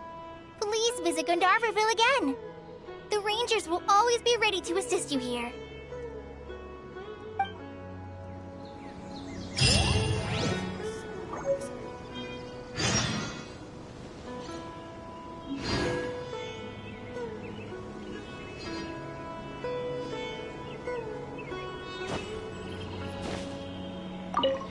I hope you have a safe trip to Sumeru City and get to meet the Dendro Archon there. Kinda hard to believe that Master Tighnari can cook, isn't it? His culinary techniques are very polished, but his taste is a little, unusual. It's not really his fault, though. He just has a sensitive tongue and nose, so he prefers much lighter flavors. The last time I went a little too heavy on the spices for my pita pockets, Master started having a sneezing fit. Of course, I never heard the end of it after that. I hope you have a safe trip to Sumeru City and get to meet the Dendro Archon there. See you later! Be sure to come back often. Even though Master didn't admit it, I'm sure he wants to see you again.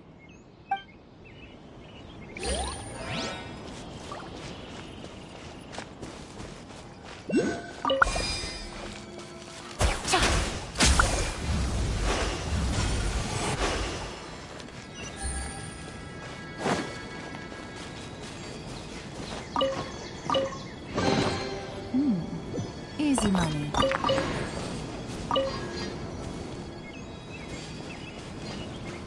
Take it easy.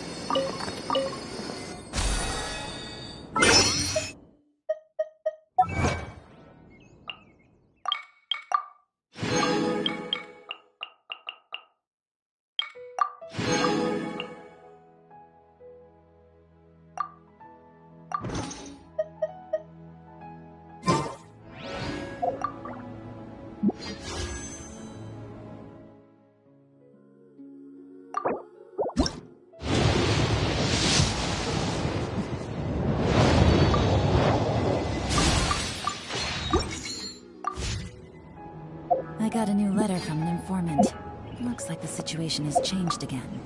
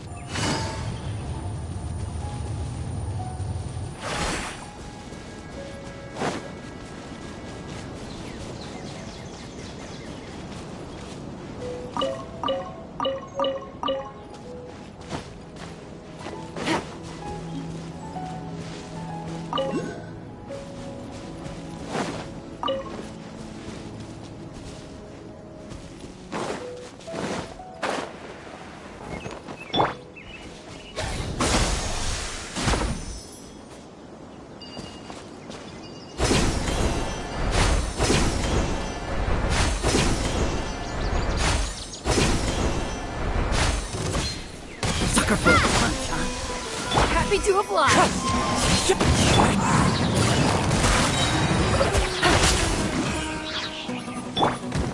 One with nature. Propagate!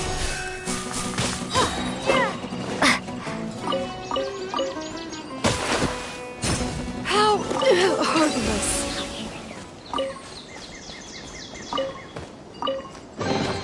Is this an answer from this world?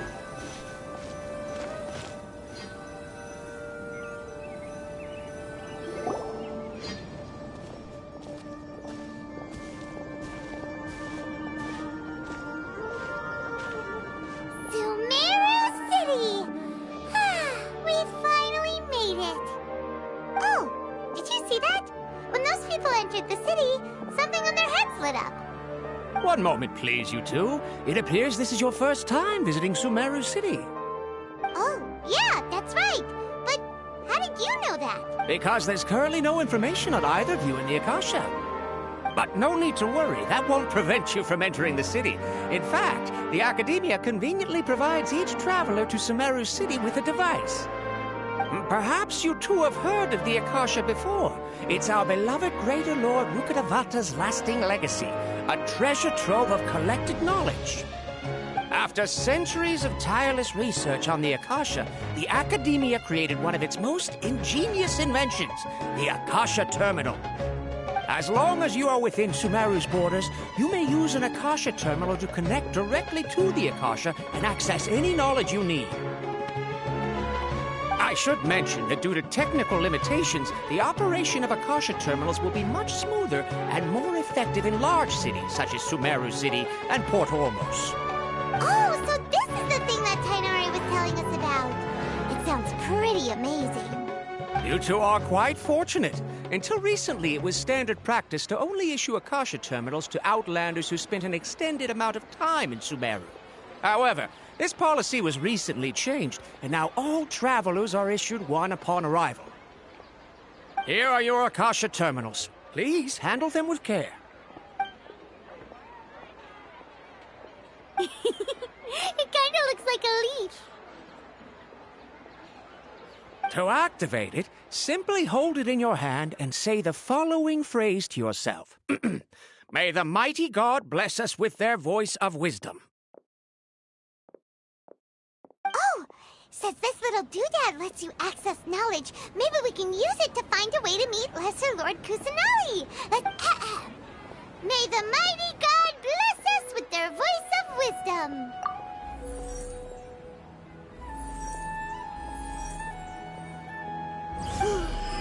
Whoa! Just now, something clicked, and Paimon suddenly knew how to use this thing. It seems all we need to do is concentrate on what we want to know, and bam! You get it. Oh, that'll come in real handy. Exactly. That is the power of the Akasha. And with that, let me officially welcome you both to Sumeru City.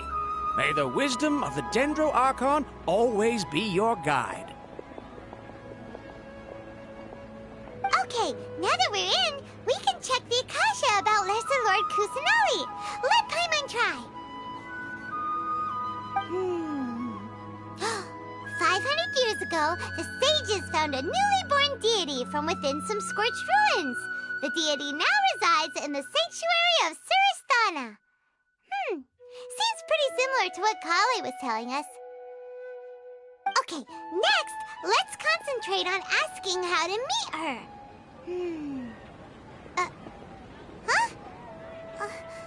Paimon, oh, come on! Focusing on this question feels like when you have something you're trying to remember and it's on the tip of your tongue, but you just can't think of it.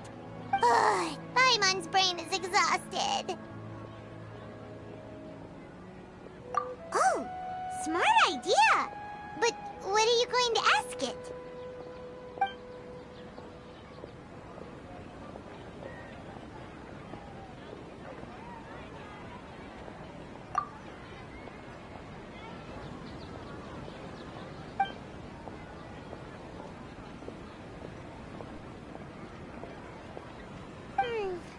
You too? Well, glad it's not just Paimon.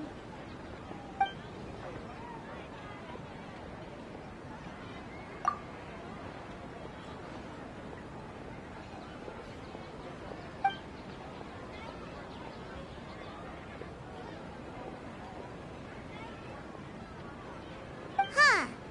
Could it be because we're Outlanders and we've only just arrived in Sumeru?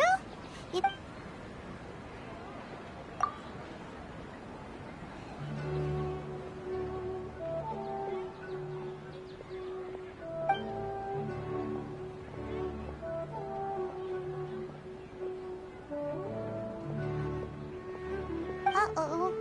Paimon's getting all teary-eyed all of a sudden. It feels like the people of Sumeru really missed their Archon. Well, seems no matter which way we try, we can't find anything that'll lead us to Lesser Lord Kusanali. Guess our only choice now is to try meeting with the researcher that Tighnari recommended. He's from Sumeru and even has a position in the Academia. Maybe he'll be able to access more info from the Akasha. Let's see. Tighnari wrote an address on the letter's envelope. Oh, it's not far from the city's gate. Let's head over and have a look. Hopefully he's at home.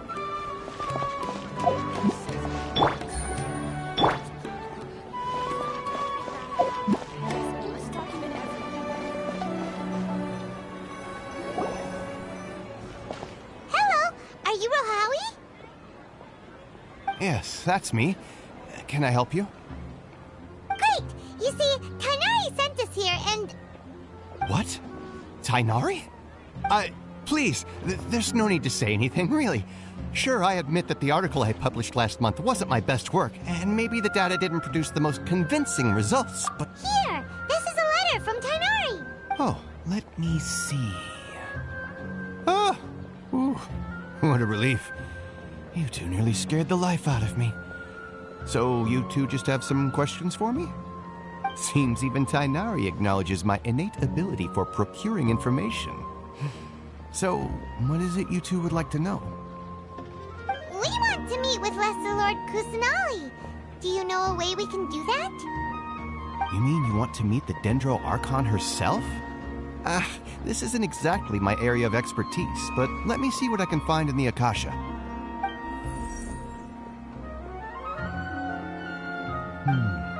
Sorry, the Akasha didn't respond to my query. What? You too? But what about your abilities for getting information and all that? Paimon was sure you'd be able to access more info than we did. Well, as I said, this isn't my area of expertise. I am but a lowly researcher, so the Akasha doesn't see a need for me to know more about the Dendro Archon. All I know is that ever since Lesser Lord Kusanali returned to Sumeru, she's never left the sanctuary of Surasthana or made a public appearance. Huh. Didn't expect her to be The Dendro Archon is somewhat of a recluse. Perhaps she just doesn't want to entertain visitors, which would explain the lack of information in the Akasha. Aw, but then what can we do? No need to worry just yet. I'm only hypothesizing here. You could certainly try asking around and see if anyone else has ideas. And besides, you two should consider the bright side of things. Not being able to see Lesser Lord Kusanali may not be a bad thing. In this world, there will always be information you cannot obtain from the Akasha and things you can never accomplish. Knowing when to yield is a form of wisdom. Take me, for example. It's a miracle if my brain cells can spit out one paper every 3 years. But Tighnari? That guy can publish 3 papers in just a single year. Okay. Thanks for your advice. Don't mention it. If you two ever want information about things like who's been promoted within the academia or relations between the 6 great sages, come find me. Hey, come on. This is a survival skill at the academia.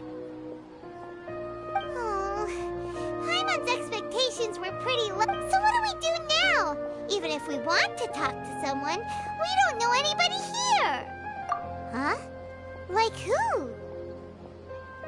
Oh, you're right! Catherine! The Adventurers Guild has its own intel network. Let's hurry and find her. Been handed all the cumbersome tests again.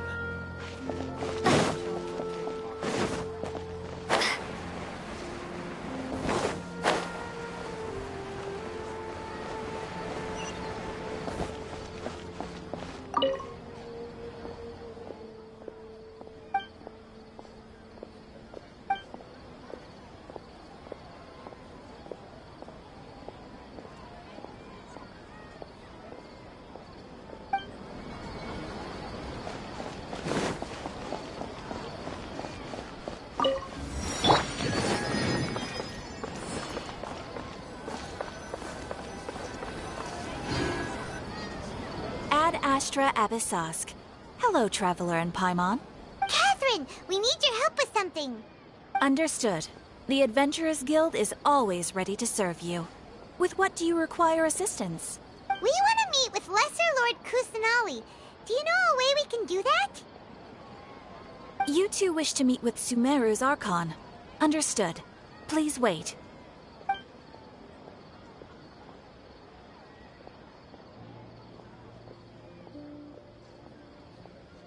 I apologize, but I am unable to call up any relevant information in the Akasha. I'm also unable to locate any pertinent information in my personal memory. Aww, another dead end. Well, if Catherine can't help us, then we really don't know anyone else to ask now. Please do not worry. I may know of someone who can help you two. In Sumeru, the Adventurers Guild does not serve as the vanguard of information. Rather, there are numerous active mercenary groups collectively known as the Eremites. They take on various contracts and work all across Sumeru, so they naturally accrue intelligence.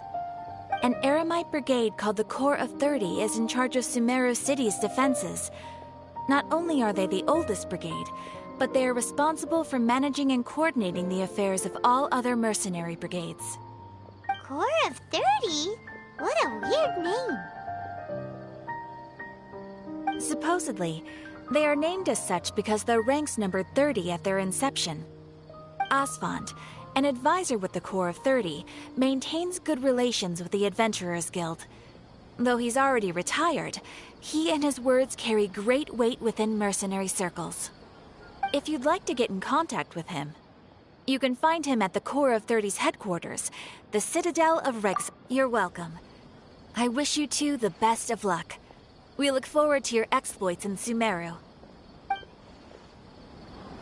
Alright, off to the Citadel of Rexar we go!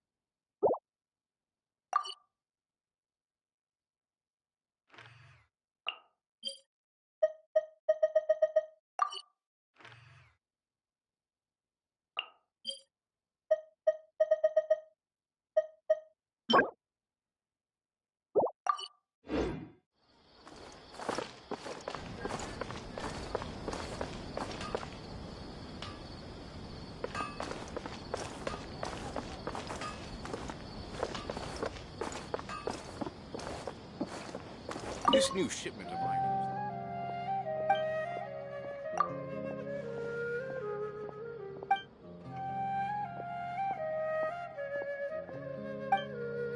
The sight of shiny jewels always brightens my day. These parts are safe for sure.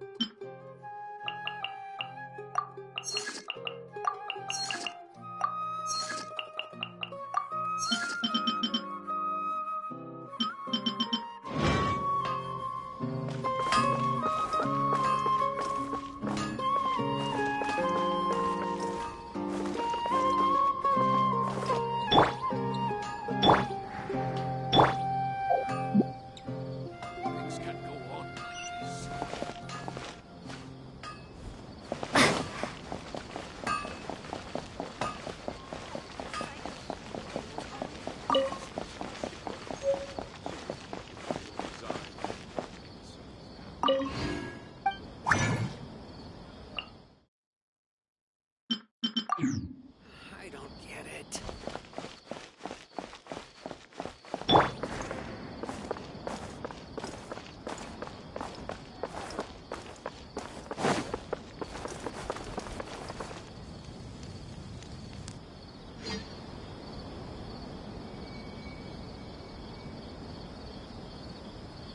Welcome.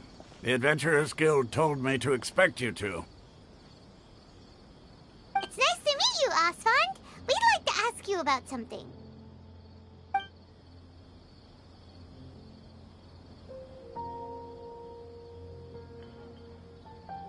I see. So, Catherine's the one who sent you this way. Ha! It's true that the Eremites' network is vast, but even I can't help you meet the Dendro Archon. Wait, seriously? That's it? Afraid so. The Eremites aren't terribly religious, so we don't know much about divinities. As far as the Akasha goes, we can access even less than you. We originally came from the desert. The gods there died off long ago. Since those days, we've used our own two hands to carve out a living. We don't beg gods for their aid. It isn't just us, though. If you ask me, I think most in Sumeru aren't interested in Lesser Lord Kusanali. Oh? Why's that? Just take the Academia, for example. They're the ones who truly rule Sumeru. Although they believe in gods, most of them only care for the late Greater Lord Rukkhadevata. In their eyes, she was the one who founded Sumeru and gifted us with the Akasha.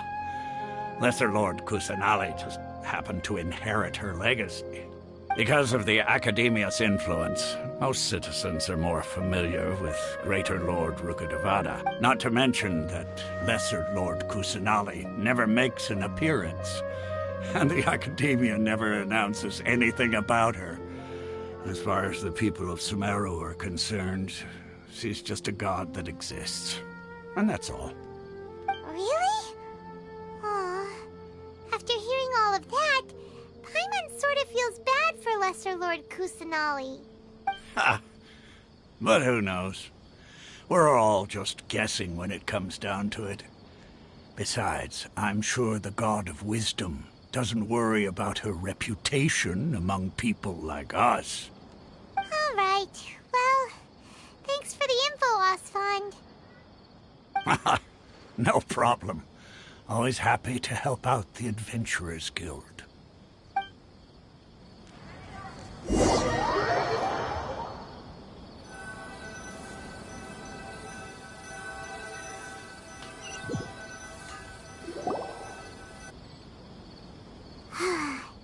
Seems Osfond was right about most people's attitudes here.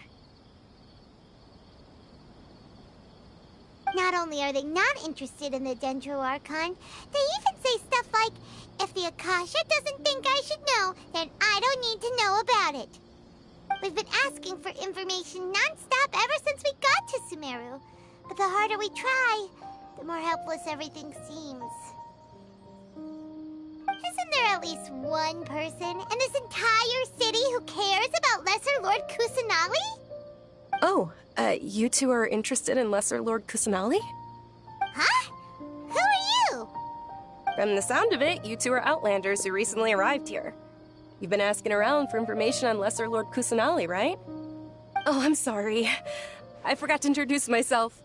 I'm Dunyarzad, one of Lesser Lord Kusanali's faithful followers. Whoa, really? Then do you know how we can meet with her? I'm afraid I can't help you with that. But your conversation earlier did happen to remind me of a legend about the Dendro Archon.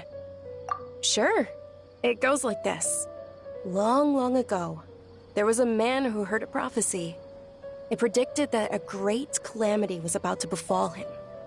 Panicked by what he heard, the man sought out the Dendro Archon in hopes that she would bless him with the wisdom to help him escape his predicament. The man journeyed across deserts and through rainforests and experienced tribulations of every kind. However, he still couldn't find any trace of the Dendro Archon. In despair, he thought, alas, the Archon has abandoned me. He then had no choice but to sorrowfully resign to his fate. Okay, and then what happened? And then, the calamity came. But to his own surprise, the man felt somehow emboldened by the trials of his journey. By relying on his own strength, he managed to overcome the adversity. At that moment, a bird perched upon his shoulder. This bird was, in fact, an avatar of the Dendro Archon. She said, "O Archon Seeker, do you now understand? She and her wisdom have long been found by you. Along your journey, we were in every flower and blade of grass, every ray of sparkling sun, and every breath of dancing wind. So long as you continue to think and ponder, we'll be wherever you go." Yeah, thanks for the story! Paimon feels all warm and fuzzy inside after that.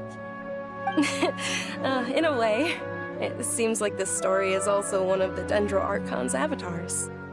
Dunyarzad, since you worship Lesser Lord Kusanali, can you tell us anything else about her? Of course. So did you two know that, I'm terribly sorry, but it seems something's come up now. Let's chat another day.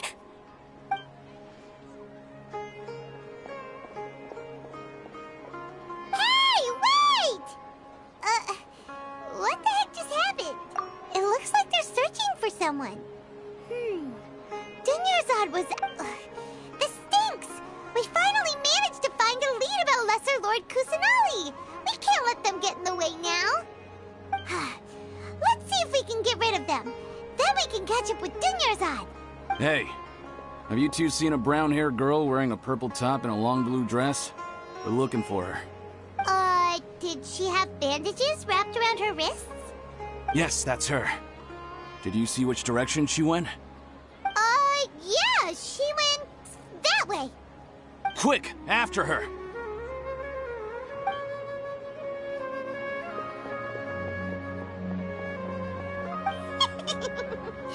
That should keep him busy for a while. Let's hurry and find Dunyarzad.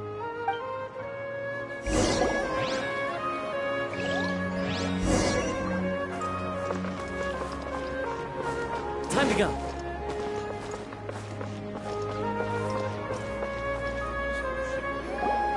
There you are, Dunyarzad. We thought you might have been long gone by now. Oh, it's you two. Oh, you startled me there.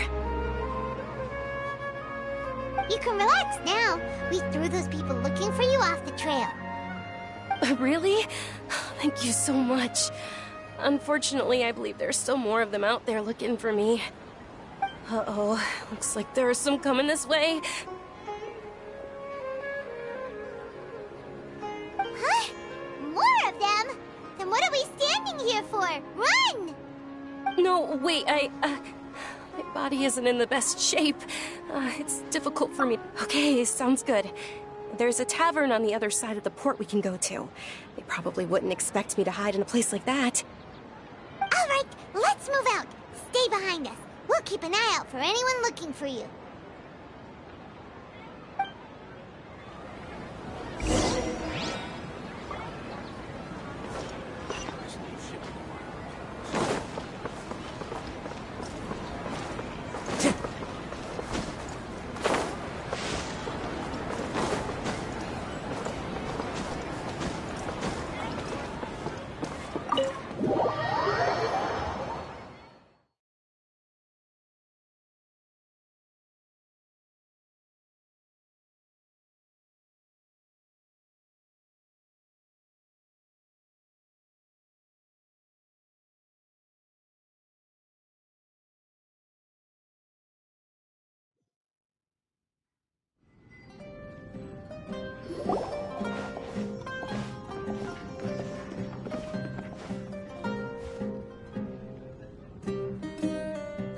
We made it. Oh, they shouldn't be able to find us now. Wait! Stand down, Dia!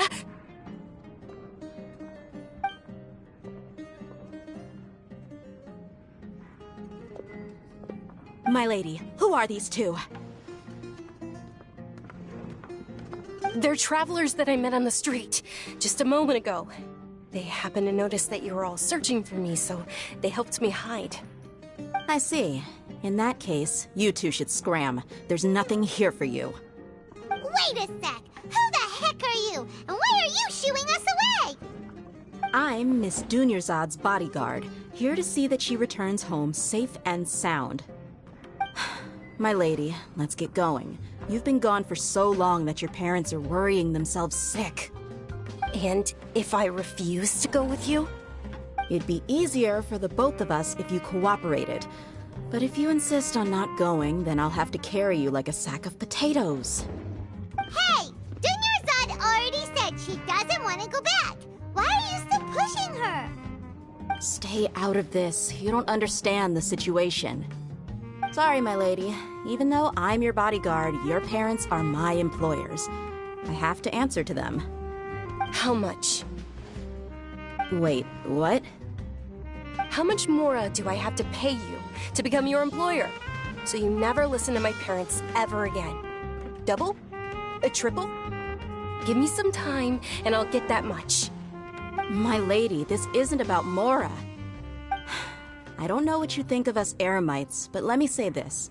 I like Mora, but I'll never go against my principles. That's why I'm here looking for you.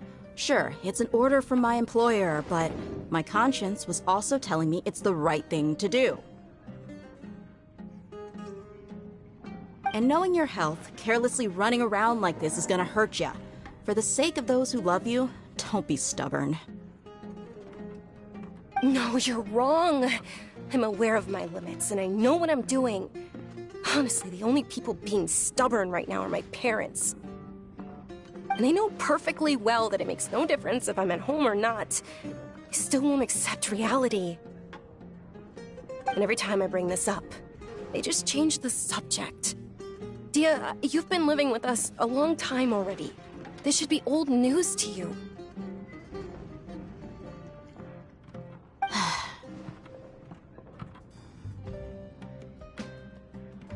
Dia, I know it hasn't been easy for Mother and Father, and I'm grateful for everything they've done for me. But there's someone else in this world I'm also grateful to, because she saved me. The love I have for her is the same I have for my parents. This is my life and my last chance, so I want to do something meaningful. My lady, are you sure what you're doing now is meaningful? Yes, I'm sure. At least, it is to me. Fine, I won't ask you to return home anymore. But let me make something very clear. I'm only doing this because I respect your determination, not because I agree with you. Thank you, Dia. Sorry for being so rude just now. My nerves were acting up. And I even brought up your payment in such an offensive way. Don't worry about it, my lady. I did say that I like Mora. Besides, that's our next topic of conversation. Today's little excursion caused such a ruckus that every single bodyguard at the estate was deployed. It wouldn't be easy to hide things from your old man. Since this definitely won't be your last escapade, here's a little tip.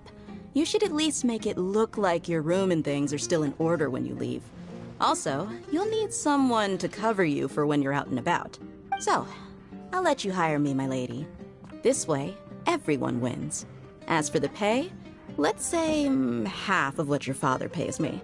We can settle the bill when we return to the estate. Okay, deal. Yay! Looks like they've reached an understanding. I'm fine, really. I just feel a little tired now that things have calmed down. My lady, stop trying to look tough. We're already in a tavern, so let's rest up and grab some grub. I'm sorry for worrying you two. If you don't mind, I'd like for you to join us. Sure! After you rest up, we want to hear more about Lesser Lord Kusanali.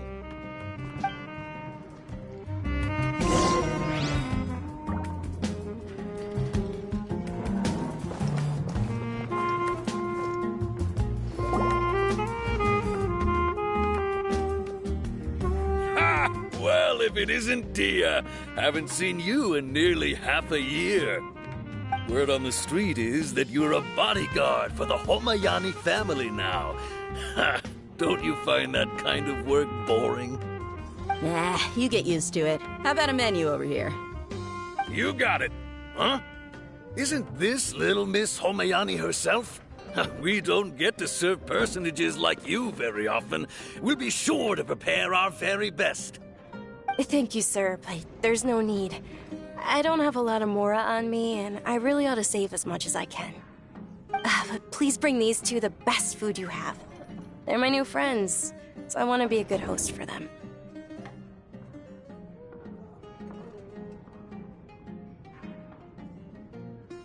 Wait, we're paying for ourselves now? Aw, Paimon kinda wanted to try something fancy, but we aren't exactly loaded. How about our coconut charcoal cakes? They're our signature snack, and they run cheap. Look, other customers over there are eating some now. They look kind of burnt and dry. Paimon will pass. What do you have against my slime dishes? Dunyarzad, we asked a lot of people when we first arrived, and almost nobody was interested in Lesser Lord Kusanali. So, what made you want to follow her? Well, remember when you asked me if I knew how to meet the Dendro Archon? Even though I don't know how, I think I've actually seen her before. Huh? Really? Yes, it was when I was a child. At the time, my illness had kept me bedridden for the better part of a year. I was stuck inside and couldn't make any friends, and my parents did their best to find treatments for me. But even then, the Akasha didn't have any helpful information. My younger self no longer had any hopes or dreams. One flare-up was so bad that I was in a semi-conscious state for several days. Then one night, I woke up alone in my room. I was terrified. My body was paralyzed. Even if I cried, there was no sound. At that moment, an ethereal voice spoke in my mind. Dunyarzad, don't be scared. You don't have to cry. Dunyarzad, don't be scared. You don't have to cry. Who are you? How do you know my name? How do I explain this? You might not be able to understand, but actually, I know everything about you. Really? Of course. I know that you're scared of thunder, that you hate taking medicine every morning, and that you love counting the petals on your mom's skirt. Wow, you really do know everything. Dunyarzad, is there anything you want? What? Not really. I can't go anywhere or do anything. Huh? But aren't you a child? All children have wishes. Tell me what you want, and maybe I can make it happen. But can you make my illness go away? Oh. I'm sorry. But I'm not powerful enough to do that right now. Then, can you be my friend? After that, the voice said, "Okay, I'll be your friend."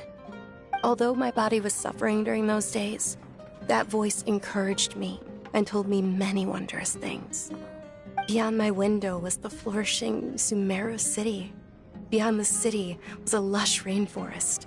And beyond that was the wall of Samiel, deserts, and all of Tevat. Once I finally made it through that bout of illness, I couldn't hear that voice anymore. I told my mother about it, but she said that I must have been dreaming. But I know that that voice wasn't a figment of my imagination. Before that, I had never heard of Tevat.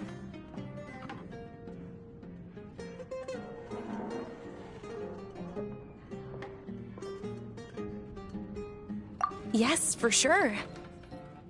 If it weren't for that voice, I would have never grown curious about the outside world, nor would I have learned how to read and enjoy so many books. That voice sparked a desire for wisdom. It had to have been the Dendro Archon. I've been hoping for a chance to repay her kindness. In fact, I was running around today to help prepare the Subzeros Festival for her. What's the Subzeros Festival? It's Lesser Lord Kusanali's birthday, which was the day that she was found by the sages. It's actually an old holiday that originally celebrated Greater Lord Rukkhadevata's birthday. When she passed away, the holiday eventually became a celebration of the Lesser Lord's birthday.